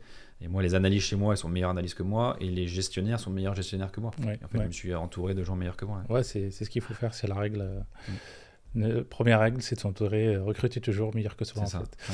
Ouais. Et maintenant, en 2025, là, depuis 2023, on parle de l'IA, l'intelligence artificielle. Auparavant, de la blockchain aussi, c'est des choses, en fait, qui sont toujours liées à des bots qui sont dans la fintech. Où tu vois l'opportunité pour Baltis ou pour d'autres projets, en fait, dans le secteur financier? Ouais, l'IA, pour moi, c'est un super outil qui n'a pas vocation forcément à remplacer des gens ou alors remplacer des métiers ou des tâches de certaines personnes qui n'étaient pas créatrices de valeur, donc dont tout le monde s'en séparait avec grand plaisir. Donc moi, je trouve que c'est un formidable outil dans notre métier pour l'analyse. C'est incroyable, je reçois un dossier d'investissement, je le fais passer dans la moulinette, tout de suite il me donne son avis déjà, il me trouve des comparables, il m'alerte sur des points, il me fait ça c'est bien, c'est attention à ça, tu devrais vérifier ça. Quand on reçoit un pacte d'actionnaires, je le mets dedans, il me fait attention à ça, ça c'est trop long par rapport aux standards du marché. Donc, de manière instantanée, il arrive à te faire des comparables et à analyser, en tout cas avoir un premier regard, même s'il ne remplacera jamais l'œil de l'humain et surtout jamais l'instinct. Moi, il y a plein de fois, je dis ok, cette boîte, je le sens, il faut y aller. Jamais l'IA te dira je le sens bien, il faut y aller. Il te dira attention à ci, à ça, et si tu as ça, en gros tu peux avancer, mais il te dira jamais je pense que c'est une belle boîte, parce qu'il ne pense pas. Donc c'est un très bon premier filtre, très bonne première analyse de tous les dossiers d'investissement start-up ou immobilier. Ensuite, pour organiser les comités, tu vois, on a un comité, nous, tous les lundis, il remplit en fait maintenant les cases du comité directement, qui sont les fondateurs, qu'est-ce qu'ils ont fait, CV du fondateur, il va choper sur LinkedIn, machin, il fait le CV tout seul, pas besoin d'aller sur LinkedIn pour voir qu'est-ce qu'il a fait, etc. Donc ça vient quand même pré-remplir pas mal de choses. Et ensuite, plutôt la phase post-investissement sur le reporting. On envoie par exemple les bilans de la startup. L'IA nous dit voilà, cette année, là on est en pleine clôture, donc la startup a fait tant, elle a fait un chiffre d'affaires de plus de temps, ce qui laisse présager ça, mais attention, elle a eu des dettes, donc elle vient analyser le bilan et préparer les reportings pour les investisseurs que nous on complète après sur la partie commerciale développement. Et ça nous fait gagner énormément de temps avant et pendant la durée de vie de l'investissement. Non, c'est pas mal. Maintenant, c'est le secret, c'est que pour accélérer, avant il fallait recruter des commerciaux, recruter les équipes, le support. Maintenant, c'est mettre les en place pour automatiser au maximum, en fait. Et là, on peut accélérer rapidement sans besoin de vraiment étouffer les équipes. Ouais, ou alors trouver des idées, des nouvelles idées. Tu vois, nous, on a une communauté d'investisseurs de 16 000 personnes. Là, on lui a demandé où est-ce qu'on devrait faire notre prochain événement, notre prochain Afterwork Baltis. Et il nous a dit, alors j'ai plus la ville, mais c'est à côté de Brest. En gros, il a dit, en fait... vous avez jamais, il connaît quand même plein de choses, vous n'avez jamais fait d'événement à Brest. 2, il y a quand même, je sais plus combien d'investisseurs qui habitent dans la région, qui ont une moyenne d'âge de temps. Tu devrais faire un événement le soir à 19h à Brest. Super, go, c'est parti. Une fois qu'on a les data, en fait, les données, pour lui c'est facile. C'est facile de faire ce que nous on n'est pas capable de faire instantanément. Exactement. Et la blockchain, qu'est-ce que tu vois en fait l'opportunité pour Baltis par exemple? Ouais, la blockchain, je pense que c'est clairement l'avenir de l'investissement. Alors beaucoup immobilier, mais l'investissement tout court. Je pense qu'on n'est pas encore prêt, parce qu'on n'a pas forcément encore les infrastructures, les réflexes ou la confiance, mais je pense que c'est une étape obligatoire dans moins de 2 ans. Je pense qu'on y sera tous pour 2 raisons. La première, c'est la sécurité. Une fois que c'est rentré dans la blockchain, c'est infalsifiable, c'est tracé dans les serveurs, donc en fait tu peux pas revenir dessus. Décentralisé, ouais, exactement. Donc ça c'est la sécurité. Et 2, c'est la liquidité. Ça c'est plutôt sur la tokenisation, c'est-à-dire que l'immobilier, même les startups, mais surtout l'immobilier, c'est un marché qui par définition n'est pas liquide. Quand tu veux acheter l'immobilier, ça prend 3-4 mois. Quand tu veux revendre, ça reprend 3-4 mois. Donc en fait, la liquidité, elle n'existe pas. Et c'est bien pour ça que ça s'appelle de l'immobilier. C'est pas mobile et en plus, c'est pas liquide. Et toute cette techno blockchain tokenisation peut apporter de la liquidité instantanée à partir du moment où soit le bien immobilier, soit le fonds est enregistré dans la blockchain, donc tokenisé. Ensuite, on pourra sur un marché secondaire beaucoup plus facilement les vendre sans passer par la case notaire. Ouais. Et donc on pourra vendre de manière instantanée et surtout à qui on veut dans le monde. On pourra vendre à qui on veut le token qui est rattaché à un bien immobilier ou un fonds immobilier. Ouais. Donc ça simplifie vachement en fait la gestion et tout l'administratif en fait. Et j'imagine même pour les notaires de se dire à chaque fois qu'un notaire passe une vente, il doit récupérer tous les PV d'AG. Il me demande à moi les PV d'AG. Je dis mais c'est pas possible que tu me demandes à moi. Déjà l'acquisition, on avait les anciens, etc. Donc en fait, s'il y avait un endroit, un serveur sécurisé où à partir du moment où le règlement de copro d'un immobilier il est enregistré, il va pas bouger. Donc on sait qu'il peut le récupérer directement dans un serveur qui est sécurisé et il gagnera un temps fou pour récupérer tous les docs. Ouais. Si moi je mettais les quittances de loyer à chaque fois là-dedans aussi, le jour où je vends, il va les récupérer tout simplement. Donc ça lui ferait gagner un temps fou. Ok, très bien. Avec les 16 000 personnes en fait, qui font partie de ta communauté d'investisseurs, donc dès le début tu les as accompagnés, donc tu as fait un petit peu de pédagogie pour ouvrir un petit peu les esprits sur certains types d'investissements. Là je sais aussi que tu t'animes un podcast, Matière Lire, en version audio. Pourquoi l'avoir lancé? Est-ce que c'est dans le cadre de la pédagogie ou tu avais quand même une idée derrière la tête? Je l'ai lancé un peu sur un coup de tête, mais ça venait du fait que j'aime bien rencontrer des personnes, discuter, échanger. Peut-être que ça vient du théâtre, mais en tout cas j'aime bien parler, j'aime bien écouter. Donc le format me plaisait bien. Moi c'est ce que je dis tout le temps en fait, c'est on rencontre des gens intéressants. Ah bah c'est ça. Et en fait, effectivement, je rencontrais beaucoup de personnes hyper intéressantes qui me racontaient leur histoire. Pas forcément que des entrepreneurs, mais des experts en tout cas d'un sujet. Et je les rencontrais, je parlais avec eux pendant 1 heure, etc. Je trouve ça génial, passionnant. Et je me suis dit, putain, c'est dommage en fait, parce que j'aimerais bien partager ça à tout le monde. Okay. Et je me suis dit, je vais monter un podcast où en fait, quand je vois un expert, j'appuie sur un bouton, on enregistre, et ensuite je diffuse gratuitement à tout le monde. Okay. Et donc c'était plutôt dans une envie de partager de l'information. Et comme Balkis, le début de Balkis, il était quand même assez éducation financière, dans le sens où il faut expliquer comment ça marche, qu'est-ce qu'une action, qu'est-ce qu'une obligation, qu'est-ce que la fiscalité, la flat tax, le PE, etc. J'ai toujours bien aimé, moi, pas former, c'est un peu exagéré, mais en tout cas donner de l'info. Des tips. Des petits tips, des réflexes ou faire un peu de pédagogie auprès de personnes. Je me dis, il faut aller un peu plus loin et essayer d'institutionnaliser ça un petit peu. Donc j'ai monté un podcast qui s'appelle Matière Lire. Et l'objectif de Matière Lire, c'est de donner des idées d'épargne ou d'investissement aux auditeurs sur d'autres choses que soit ce qu'on fait chez Baltis, soit d'autres choses assez traditionnelles où il n'y a pas que l'immobilier, pas que des startups, il y a aussi des forêts, il y a des NFT, il y a des sacs à main, des voitures, montres, vins, art. Okay. Donc c'est tout ce qui est de l'investissement alternatif. Et donc j'enregistre avec un expert qui nous explique concrètement quel est le produit et qui a une solution pour pouvoir investir. Parce que je me suis toujours un peu amusé de me dire, mon banquier qui me propose ça, j'aimerais bien savoir ce que lui fait à titre perso. Est-ce qu'il doit forcément me pousser un produit qu'il ne fait pas, ou il doit faire autre chose, ou peut-être rien, mais je voulais que des experts qui nous racontent quelque chose et qui ensuite, voilà, maintenant, si vous voulez le faire, voilà comment vous pouvez le faire. Et donc j'ai fait une 40aine d'épisodes sur plein de sujets différents, avec une 40aine d'experts. Là, je commence un petit peu à l'ouvrir, où je reçois les métiers autour des finances personnelles, notaires, avocats, courtiers, pour élargir un petit peu. C'est des gens passionnants, et à la fin la question que j'aime bien que je leur pose, c'est et toi, qu'est-ce que tu as dans ta tirelire? Donc pas forcément en termes de montant, mais savoir quelle est ta conviction, dans quoi tu as investi, pourquoi, comment tu construis ta tirelire à toi. Et donc ça nous donne aussi nous des idées pour faire ça un peu différemment. Mais voilà, le podcast c'est plutôt pédagogie, transmettre, une 40aine d'épisodes, et on les retrouve effectivement en audio sur toutes les plateformes d'écoute. Est-ce que tu as eu des gens qui ont écouté et grâce à ces épisodes, ils ont commencé à investir en fait? Plein. Moi, je reçois beaucoup des messages, alors plutôt des experts que je reçois, qui me disent 1 semaine ou 2 semaines après, sache qu'il y a 15 personnes qui m'ont contacté pour investir là, ou sache qu'il y en a X qui se sont inscrits.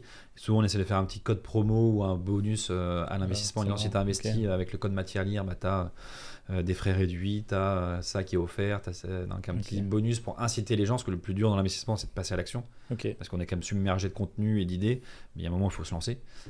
Et donc pour les inciter à se lancer, on essaie de faire un petit code, quelque chose pour les pousser à investir rapidement. C'est très bien. Là, moi, pareil, moi, je fais que début de podcast, mais à chaque fois que j'apprends des trucs, en fait, quand je reçois des gens, des invités, on parle des sujets, mais à chaque fois, j'apprends, soit dans la phase de préparation, soit quand on échange, on a des discussions. Est-ce que toi aussi, ça t'arrive d'avoir une info que tu ne savais pas et que tu te disais, waouh, ça, c'est... J'ai jamais, en fait, pensé à ce truc. Je pense 100% des épisodes. T'as toujours... il faut absolument que j'investisse dans une cave, dans une montre, dans du vin, dans une voiture, absolument. Donc conquis à 100% sur le produit. Bon, ça veut dire que l'expert était bon, mais surtout que le produit est bien. Donc 100% des projets, je pense que je voulais investir derrière. Ok. Donc, il y en a certains dans lesquels j'ai investi moi aussi dans d'autres produits. Et en fait, je trouve ça, moi, passionnant, les gens qui maîtrisent parfaitement un sujet. Moi, je pense, un de mes épisodes, je pense, il y a 2 épisodes que j'ai vraiment adoré. Le premier, c'est avec une notaire, parce qu'en fait, c'est un métier que je connais pas, mais qui est passionnant, que j'aurais pas pu faire, parce que très admin, très process, très procédure, mais en fait, c'est un monde vraiment magique, parce qu'il gère de l'immobilier, certes, mais des testaments, des transmissions, des successions, vraiment tous les sujets, je trouve que c'est passionnant. Un métier, c'est plus le métier Des divorces. des divorces, mais en fait ça gère la vie des personnes en Ouais. fait, parce que l'immobilier c'est là où on habite, les divorces, le mariage aussi, hein, Ouais. les testaments, enfin tout ça, en fait il te suit pendant toute ta vie jusqu'à ta mort, donc passionnant. Et le deuxième épisode c'est sur l'eau, parce que moi j'ai une grosse conviction sur l'eau depuis toujours, et je cherche à investir dans l'univers de l'eau, et c'est vrai que c'est très difficile aujourd'hui et on peut pas vraiment le faire, et je me suis toujours posé des questions assez bizarres, mais je me suis dit il y a 70% d'eau sur Terre, pourquoi on manque d'eau? Ouais. Quand les glaciers y fondent, tu vois, le niveau de la mer il monte, bah, tant mieux, il y a plus d'eau. En fait, non. Je sais pas, à qui appartiennent les océans? Est-ce que je peux mettre un tuyau dans la mer et pomper l'eau pour la dessaler et la vendre? Donc, toutes ces questions-là, j'avais pas forcément de réponse. Et surtout, étape d'après, si je veux investir dans l'eau, dans la data, dans la tech, dans les usines qui dessalent l'eau, etc., dans l'écosystème de l'eau, des océans, des infrastructures maritimes, comment je fais, quoi? Ouais. Et j'ai trouvé cette personne-là, j'ai enregistré un podcast super avec elle. Et maintenant, on a une solution pour investir dans cet écosystème-là. Ouais, très bien. Ah, non, c'est bien. Et ouais, tu investis dans pas mal de trucs. Là, CEO, donc là, avec Baltis, Business Angel, tu accompagnes pas mal de projets. Les Podcast. Comment tu arrives en fait à gérer en fait, cet équilibre-là perso, pro? Tout à l'heure, tu as dit c'est un mélange, je fais pas la différence. Mais à un moment donné, tu dois quand même dire stop pour aller s'occuper des enfants, passer un peu de temps en famille, peut-être prendre du temps pour toi, pour ne pas être à chaque fois derrière dans la course. Et surtout, en fait, comment tu fais après pour revenir dans le rythme une fois que tu as dit pause et après revenir dans le rythme? Ouais. Alors, j'ai la chance moi, de réussir à jongler assez facilement. Okay. J'ai pas besoin de temps d'adaptation, où j'arrive à me concentrer sur un sujet, puis tout de suite sur un autre qui n'a rien à voir. Que ce soit dans le pro, mais au pro perso aussi, j'arrive à bien jongler. Mais c'est vrai que c'est difficile, parce que malheureusement, les journées, c'est que 24 heures et on peut pas les allonger. Donc, il faut faire rentrer dans 24 heures. Donc, soit il faut être plus efficace sur chaque tâche pour avoir plus de temps pour d'autres. Moi, en tout cas, la règle que je me suis fixée sur mon équilibre, enfin, c'est même plutôt ma femme qui me l'a fixé, en tout cas, on s'est mis d'accord, c'est la règle du quand t'es là, t'es là. Okay. Donc, ça veut dire que quand je suis à la maison, je suis vraiment disponible et je suis vraiment là. Tu passes du temps, sinon elle préfère que je sois pas là. Donc, okay. Quand je suis à la maison, je suis vraiment disponible pour les enfants, je suis disponible et présent et impliqué dans la vie de famille.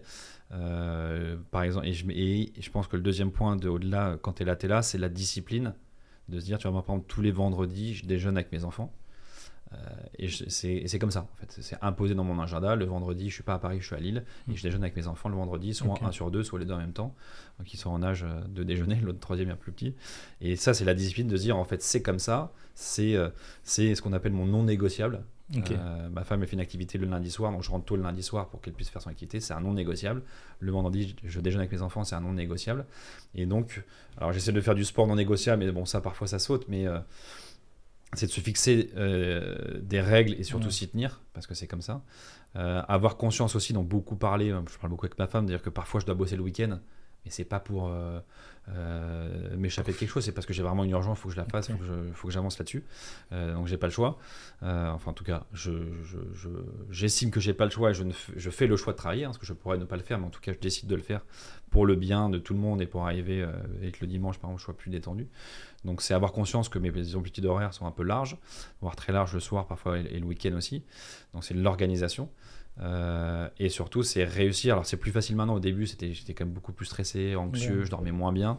Là je prends un peu de recul, je dors mieux, je dors un peu plus entre guillemets, en tout cas quand je décide de dormir. Je me mettais un peu moins la pression en disant je suis plus tout seul, j'ai presque une vingtaine de collaborateurs, j'ai un actionnaire, les projets se passent quand même plutôt bien même si le contexte est dur. Donc il y a moins de raisons de stresser que quand je lançais une opération, que j'avais un salarié, que si ça se faisait pas, j'avais plus rien pour le payer, c'est la catastrophe. Donc je suis peut-être plus organisé, plus de recul, plus d'expérience, qui fait qu'en fait j'arrive à mieux m'organiser. Perso, pro, famille, copains, c'est plus facile aujourd'hui. Bah, c'est beau, du coup c'est ce qui t'a permis de lancer d'autres projets Je vois du coup, vu que tu aimes bien la gastronomie, donc Ouais. là tu pars à la rencontre de la gastronomie et en mobilette. Ouais. Donc tu avais créé une association qui s'appelle Fourchette et Mobilette avec des copains. Ouais. Tu peux nous expliquer un petit peu le principe et pourquoi tu l'avais fait Ouais. Est-ce que c'est juste pure passion en fait? Bah, c'est plein de choses, je pense, mais la première, c'est qu'en fait, on est un groupe de 4 copains où on passe plusieurs fois par an des week-ends tous les 4. Ok. Donc en fait, assez facilement, on faisait au début beaucoup la fête. Après, on s'est dit, on va peut-être faire aussi de la rando, etc. Puis un peu la fête. Et en fait, je cherche toujours à moi aller plus loin, à m'améliorer en disant, mais en fait, il faudrait quand on fait ces week-ends-là, qu'on ait plus un but, du sens, qu'on fasse quelque chose pour les autres aussi, Ouais. tout en se marrant, en faisant un peu la fête. Qu'est-ce qu'on peut faire en gros? Parce qu'à chaque fois, on change de ville, à chaque fois, on découvre une région. Donc assez naturellement, on s'est dit, mais il faut qu'on monte un truc où on va à la rencontre de producteurs, de vignerons, de fromagers, d'ostréiculteurs, et on les met en avant dans un guide sur internet ou dans un guide qu'on prépare, un guide papier. Tous ces gens, ce qu'on appelle nous les artisans du goût, qui n'ont pas de visibilité, qui n'ont pas de site internet, qui ne sont pas référencés, qui n'ont pas de réseaux sociaux et qui pourtant font des choses incroyables dans le cidre, dans le pain, dans les légumes, etc. On sait mettre en avant ces personnes-là qui n'ont pas de visibilité et le faire de manière un peu sympa où effectivement on a racheté 4 vieilles mobylettes où je pense que personne s'y connaissait en mécanique. Bon, on s'est dit, on va partir en mobilette et faire le tour de France par étape en mobilette. Et comme on a la chance en France que dans toutes les régions, il y a des spécialités culinaires, on sera servi partout. Donc on a acheté 4 mobilettes qui sont des MBK, donc des vieilles motos bécanes françaises. J'en avais une. Ah ouais, c'est vrai, une MBK? Ouais, j'ai Ouais. une B4 bleue. Ah, trop bien. Quand j'étais au lycée, j'en avais une. Et donc c'est un truc un peu passionnel parce que tout le monde, la mobilette ça parle à tout le monde, les jeunes, les vieux, les moins jeunes, tout le monde a de près ou de loin déjà monté sur une mobilette. Donc là c'est sympa de faire de la mécanique, prendre le temps aussi. C'est facile. Prendre le temps de voyager parce que quand on fait 100 km, parfois on peut le faire en 2 heures, 3 heures, 4 heures ou même une journée. Plutôt que de prendre un train ou un avion, de se dire qu'en fait on arrive à destination, là c'est prendre le temps de rouler à 30 ou 40 km/h, de voir le paysage, de s'arrêter parce qu'on a vu dégustation de cidre, donc on va aller voir la personne. Donc prendre le temps un petit peu de voyager aussi. Et du coup on fait ce guide avec tous les restaurants dans lesquels on va, les producteurs qu'on rencontre, les endroits où on dort, parce qu'on dort dans des lodges ou chez l'habitant ou dans des éco-lodges, etc. Donc on veut créer aussi un guide là-dessus. Et on part 3, 4, 5 jours faire une région. Donc la prochaine sera à Reims en septembre, Okay. où il y a plein de choses dans le monde bien. culinaire aussi à aller voir. Donc Fourchette et Mobilette, et on est 4 copains qui avons monté ça ensemble, une association du coup. Donc vous êtes ouvert à d'autres qui vous accompagnent ou vous dites on va le faire à 4? Et on a fait un nouveau concept la dernière fois, c'est qu'à chaque fois on invite une personne et on invite un copain, souvent évidemment, qui connaît la région. Donc ça devient notre guide. Donc on a fait un dans le golfe du Morbihan, le dernier, avec une personne qui connaissait bien le coin, qui est devenu un peu notre ambassadeur. Donc on lui a trouvé une mob et il lui dit je connais ce petit ostréiculteur là, faut qu'on aille le voir, je connais ci, je connais ça. Donc on cherche des gens qui connaissent une région pour nous ouvrir les portes des bonnes adresses. Ok, très bien. Et du coup, c'est ce qui t'a donné envie d'ouvrir un restaurant, c'est ça? Donc ça te fait encore un projet en plus. Ouais. C'est quoi le motif en fait? Est-ce que tu as un rêve d'enfant là-dessus ou c'est pareil, c'est de l'investissement, un restaurant, ça permet de faire une activité en plus, diversifier? Alors je cherche pas des projets pour en avoir plus, hein, c'est plutôt à chaque fois soit des rencontres, soit des convictions, soit d'autres choses, mais en tout cas il y a forcément une vraie raison pour laquelle je m'investis dans ce projet-là. Là c'est un projet qui n'est pas à mon initiative, c'est 4 associés, donc maintenant on est 5, tous chacun expert dans un domaine, et il y en a un qui a eu l'opportunité de racheter un fonds de commerce d'un resto. Donc jusque-là assez traditionnel, sauf que le resto il est un peu particulier, c'est qu'il est en plein cœur de Rungis. Donc Rungis qui est le plus grand marché d'Europe, dans le sud de Paris, près d'Orly, et de faire un restaurant dans Rungis, donc en plein milieu du mine de Rungis. Et on s'est associé avec un chef étoilé, qui bossait au Ritz avant, qui est parti du Ritz pour monter avec nous ce projet-là. Et le but, comme le marché de Rungis est ouvert 24/24, 7/7, il vit la nuit, le jour, on s'est dit qu'on allait faire un restaurant gastro et potentiellement étoilé 24/24, 7/7. Un concept un peu différent où tu peux déguster un étoilé à 4h du matin, à midi, à n'importe quelle heure de la journée, de la semaine, tu peux aller voir un étoilé dans un lieu qui vit 24/24 et dans un lieu qui est le plus grand marché du monde, donc tu as tout sur place. Donc tu as juste à traverser le trottoir et tu arrives chez le poissonnier, etc. Donc le restaurant s'appelle À la Source parce que tout est sur place. Il a ouvert début avril. Et l'ambition, c'est de le faire. Il n'est pas encore 24-24 parce que ça monte progressivement en pression. Donc le but, c'est d'en faire un 24-24, 7 sur 7, étoilé sur une partie du resto d'ici la fin d'année. Ok, c'est très bien, un beau projet en tout Ouais. cas. Ça marche. On va arriver sur la fin. On va essayer de conclure rapidement. Est-ce que tu as 3 conseils clés pour quelqu'un qui veut démarrer ou scaler une boîte? Ouais. Je vais te dire le conseil des sages. Ok. En premier conseil, le conseil des sages. Alors même avant ça, c'est plutôt ne cherchez pas une idée. Elle va arriver du jour au lendemain sur vous quand vous n'y attendez pas. Okay. Donc ne cherchez pas, ça va vous tomber dessus. Conseil des sages. Bien sûr, très vite, mais le conseil des sages, ça peut être 2 personnes. 5, c'était peut-être un peu ambitieux. 2, c'est bien. Et 3e, moi, c'est ma philosophie, c'est commencer petit mais voir grand, quoi. C'est doucement mais sûrement. N'allez pas trop vite, il ne faut pas vous brûler les ailes. Testez le produit. Et après accélérer et aller de plus en plus fort, mais allez-y doucement mais sûrement. Okay. Ça marche. Est-ce que tu as un livre préféré? Alors malheureusement, je lis pas beaucoup de livres. Je lis beaucoup le journal. Je lis Les Échos et l'Équipe presque tous les jours. Mais j'ai lu un livre l'été dernier, pour te dire, le dernier livre que j'ai lu, c'était l'été dernier, donc il y a bientôt 1 an. J'ai lu Le Comte de Monte Cristo, que j'ai adoré. Peut-être par la résilience de cette personne-là qui a tenu, je crois 14 ans en prison. Alors qui est tiré d'une histoire vraie, qui est resté 14 ans même pas en prison, dans un trou, et qui s'est relevé après, qui s'est échappé, qui a refait sa vie, même si je suis pas forcément convaincu de la vengeance qu'il fait après. Alors il dit pas que c'est la vengeance, c'est de la justice, mais j'ai adoré, 1 parce que c'est bien écrit, 2 parce que l'histoire, moi je suis assez fasciné par le monde carcéral et par les prisons, je trouve que c'est assez fascinant, et par l'histoire de cette personne qui a eu 15 vies en une vie. Donc c'est le dernier livre que j'ai lu, donc je le recommande pas forcément pour les entrepreneurs, mais je le recommande un peu à tout le monde parce que il faut l'avoir lu, quoi. Ok, ça marche. Est-ce que toi tu as une citation qui te booste le matin? Ouais. À un moment où tu te sens dans le difficile? Ouais, moi je me dis souvent toujours plus. C'est en fait, maintenant toujours plus, toujours plus, toujours mieux, mais toujours avancer, quoi. Ouais. Surtout pas se reposer sur ses acquis, donc toujours plus. Et comment je peux faire plus, comment je peux faire mieux, comment je peux aller encore plus vite ou m'améliorer en tout cas au quotidien. Ouais. Ça marche. Et quel est le sacrifice le plus dur que tu avais fait pour rester libre? Moi, je pense que je vais peut-être pas être très original, mais c'est vrai que quand on est entrepreneur, on prend beaucoup de temps, et donc au détriment d'autres choses, de 2 points. 1, de sa famille, forcément on passe un peu moins de temps avec ses enfants, donc il faut en avoir conscience, et c'est peut-être pas les meilleurs moments, mais en tout cas quand on a des enfants jeunes, c'est quand même des super moments, donc malheureusement on passe un peu moins, donc c'est un peu dommage, mais je le referai quand même, parce que je crois que le monde entrepreneurial, l'histoire, en fait, j'ai tellement vécu, je me suis tellement réalisé à travers ça que je le referai. Et 2, c'est un peu plus sur ma santé. C'est vrai que je suis pas forcément très à l'écoute. On en parlait un peu sur le sommeil, sur l'alcool, sur un peu l'absence de sport, etc. Donc je sais que je tire quand même beaucoup sur la corde, sur l'élastique. Je pense pas qu'il va craquer, mais c'est possible. En tout cas, je sais que je lui en demande beaucoup. Pour l'instant, il suit. J'ai 37 ans, ça marche. Mais je sacrifie un peu mon corps à cause de mon quotidien, quoi. Ok, ça marche. Je vais te faire moi aussi c'est pareil, je suis dans ton cas aussi. On dit on est jeune, on appuie un petit peu fort sur la pédale, et puis à un moment donné, une fois que c'est un peu stable, tu essaies d'attirer en fait, de ralentir un petit peu. Et on m'a souvent dit que mon corps était une voiture sans frein. Donc en fait, je peux pas m'arrêter, tu vois.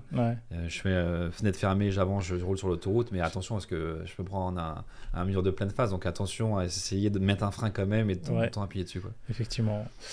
J'ai fait un clin d'œil à ton podcast où tes posts LinkedIn où tu poses la question, c'est quoi ton prochain coup entrepreneurial? Du coup, le tien, c'est quoi? L'avantage, j'ai l'impression d'entreprendre tous les jours parce que j'ai quand même plein de projets pro et perso, Fourchette Mobilette, le resto, mais aussi chez Baltis où on a d'autres produits qui sortent régulièrement, donc j'ai l'impression de reprendre tout le temps. Et surtout, je vois tellement d'entrepreneurs, et comme j'investis souvent à côté d'eux, j'ai l'impression d'entreprendre à leur côté. Donc je trouve ça, j'ai l'impression de nourrir mon âme entrepreneuriale tous les jours dans mon quotidien. Donc j'ai pas de grands projets aujourd'hui, parce qu'aujourd'hui je suis concentré sur Baltis, je suis concentré sur Magénie, mais je pense qu'il y a encore plein de choses à faire, donc je suis largement nourri grâce à ça, plus mes petits projets à côté un peu sympas. Donc j'ai pas de grands virages à venir, mais plutôt plein de petits briques à rajouter au quotidien, quoi. Ça marche. Est-ce que tu penses avoir réussi dans la vie? Je pense, ouais.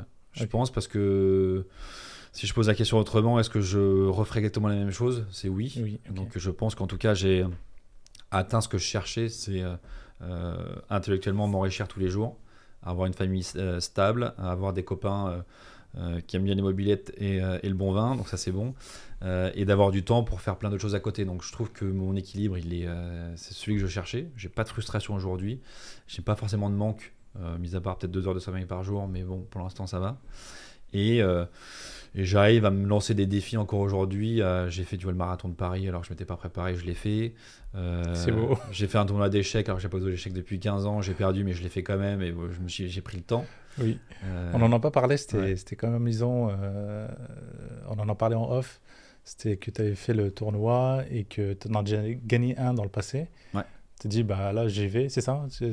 Comment ça s'est passé? En fait, quand j'étais petit, j'habitais en Italie. Je sais plus, je devais avoir 14 ans, quelque chose comme ça. J'ai fait un tournoi à Milan et j'ai gagné le championnat, ou un tournoi de Milan.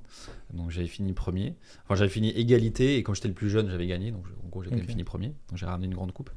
Et j'ai toujours adoré les échecs parce que mon grand-père m'a appris les échecs. Donc je jouais avec lui. Mon père m'a aussi transmis ça, donc je jouais avec lui. Donc moi, j'ai transmis ça à mes enfants quand ils ont été en âge de jouer. Donc on joue régulièrement le vendredi à l'apéro aux échecs. Donc j'adore ce jeu-là. Parce qu'imprévisible, parce que stratégie, parce qu'anticipation, parce que prise de risque. Donc il ressemble beaucoup au milieu entrepreneurial, je trouve. Oui, tout à fait. Même si tu es seul, faut s'organiser. Et je me suis dit, je crois qu'il y a à peu près 6 mois, je sais plus, au fin d'année 2024, il y a un tournoi à Lille, je m'inscris et j'y vais, quoi. Forcément sans me préparer, sans me remettre un petit peu à niveau, même si je joue de temps en temps avec mes enfants, voilà, j'ai pas le niveau que j'avais à l'époque. Donc j'arrive dans un club où pour le coup c'est un club, donc ils jouent toutes les semaines ensemble. Ouais. Grand tournoi. Ils sont capés. En fait ils jouent tous les jours, donc ils sont entraînés, ils ont les réflexes, ils font pas d'erreur. Et donc je fais ce tournoi là sur 2 jours, du 9h 19h le samedi, 9h 19h le dimanche, avec plein de matchs, plein d'étapes. Je finis 49e sur 49. Donc dernier, quoi, clairement. Bon dernier. J'ai gagné évidemment aucun match, mais j'étais quand même content de l'avoir fait déjà. J'ai rencontré des gens quand même passionnés du monde des échecs, donc c'était cool. Et je me suis rendu compte que en fait, quand tu t'entraînes pas, bah, tu perds très très vite ton niveau, que ce soit dans tout, c'est intellectuellement ou le sport. En fait, si t'es pas entraîné, en fait, tu déclines et tu régresses. Et donc ça veut dire que le travail en fait paye dans l'autre sens. Ça. Et en fait, ils m'ont tous battu, mais il y avait même pas de sujet, quoi. Donc j'étais pas frustré ou énervé parce que il n'y a pas eu de vol, il n'y a pas eu d'arnaque, je ne me suis pas fait voler ma victoire. Ouais. Comme ça peut arriver peut-être dans le sport. En tout cas, ils étaient meilleurs que moi, ils ont gagné, il n'y a pas de sujet. Ouais, c'est ça. C'est la préparation, c'est le secret de la gagne en fait. Et je sais que si je m'entraîne tous les jours et que je reviens l'année prochaine, je ne serai pas premier, mais je monterai peut-être dans le classement. Mais, donc je n'ai pas d'amertume. Et ça m'a fait prendre conscience, c'est bien aussi qu'en fait le travail ça paye, et surtout si on arrête de travailler, bah en fait on redescend, quoi. Donc il faut continuer, quoi. Ouais, c'est ça. Et ce que j'ai remarqué en préparant le podcast, c'est que quand j'ai vu ça sur LinkedIn, j'ai dit t'avais quand même eu l'humilité d'aller écrire et de dire bah voilà ce que j'ai appris. Si j'étais moi j'aurais, ce que je t'ai dit, je rentrais dans une chambre, j'aurais crié, puis essayer de passer à autre chose. Il faut pas avoir honte de ces échecs. Voilà, c'est ça. Et surtout sur les réseaux sociaux, on a l'impression de voir que des bonnes nouvelles tout le temps. En fait, la vie, c'est pas que ça. Il y a des... ma défaite au tournoi, j'en fais pas un drame, mais en fait, j'ai perdu, j'ai fini dernier. J'apprends quand même des choses de ça. Les gens qui disent soit je gagne, soit j'apprends, quelque chose comme ça. Là, j'ai appris qu'en fait, il fallait s'entraîner pour gagner, comme dans le sport. Donc en fait, j'en fais de l'humilité, certes, mais surtout j'essaie d'en sortir quelque chose. En fait, qu'est-ce que j'ai appris de cette défaite-là? J'ai appris qu'il fallait s'entraîner, quoi, tout simplement. Ça marche, très bien. On va conclure là-dessus. En tout cas, merci pour ton échange transparent. C'était un plaisir en tout cas d'avoir discuté avec toi. La question que je pose souvent, est-ce que ça t'intéresserait de revenir dans un an peut-être, voir un petit peu où t'en es, est-ce que tu as mis de l'IA en place, est-ce que tu as progressé, tu as créé de nouveaux projets, qu'est-ce que tu en penses? Avec grand plaisir, parce que dans un an c'est déjà très très loin, déjà moi un plan une semaine ça me paraît loin, donc là dans un an je pense que je serai toujours dans l'écosystème Baltis évidemment, mais je pense qu'il y aura plein de projets différents entre temps, quoi. Très bien. Et j'espère que j'aurai monté un peu mon classement aux échecs. Tout à fait, j'attends avec plaisir, en tout cas ça sera avec plaisir. Merci encore, et merci puis à toi, à bientôt. Yes, à bientôt, salut.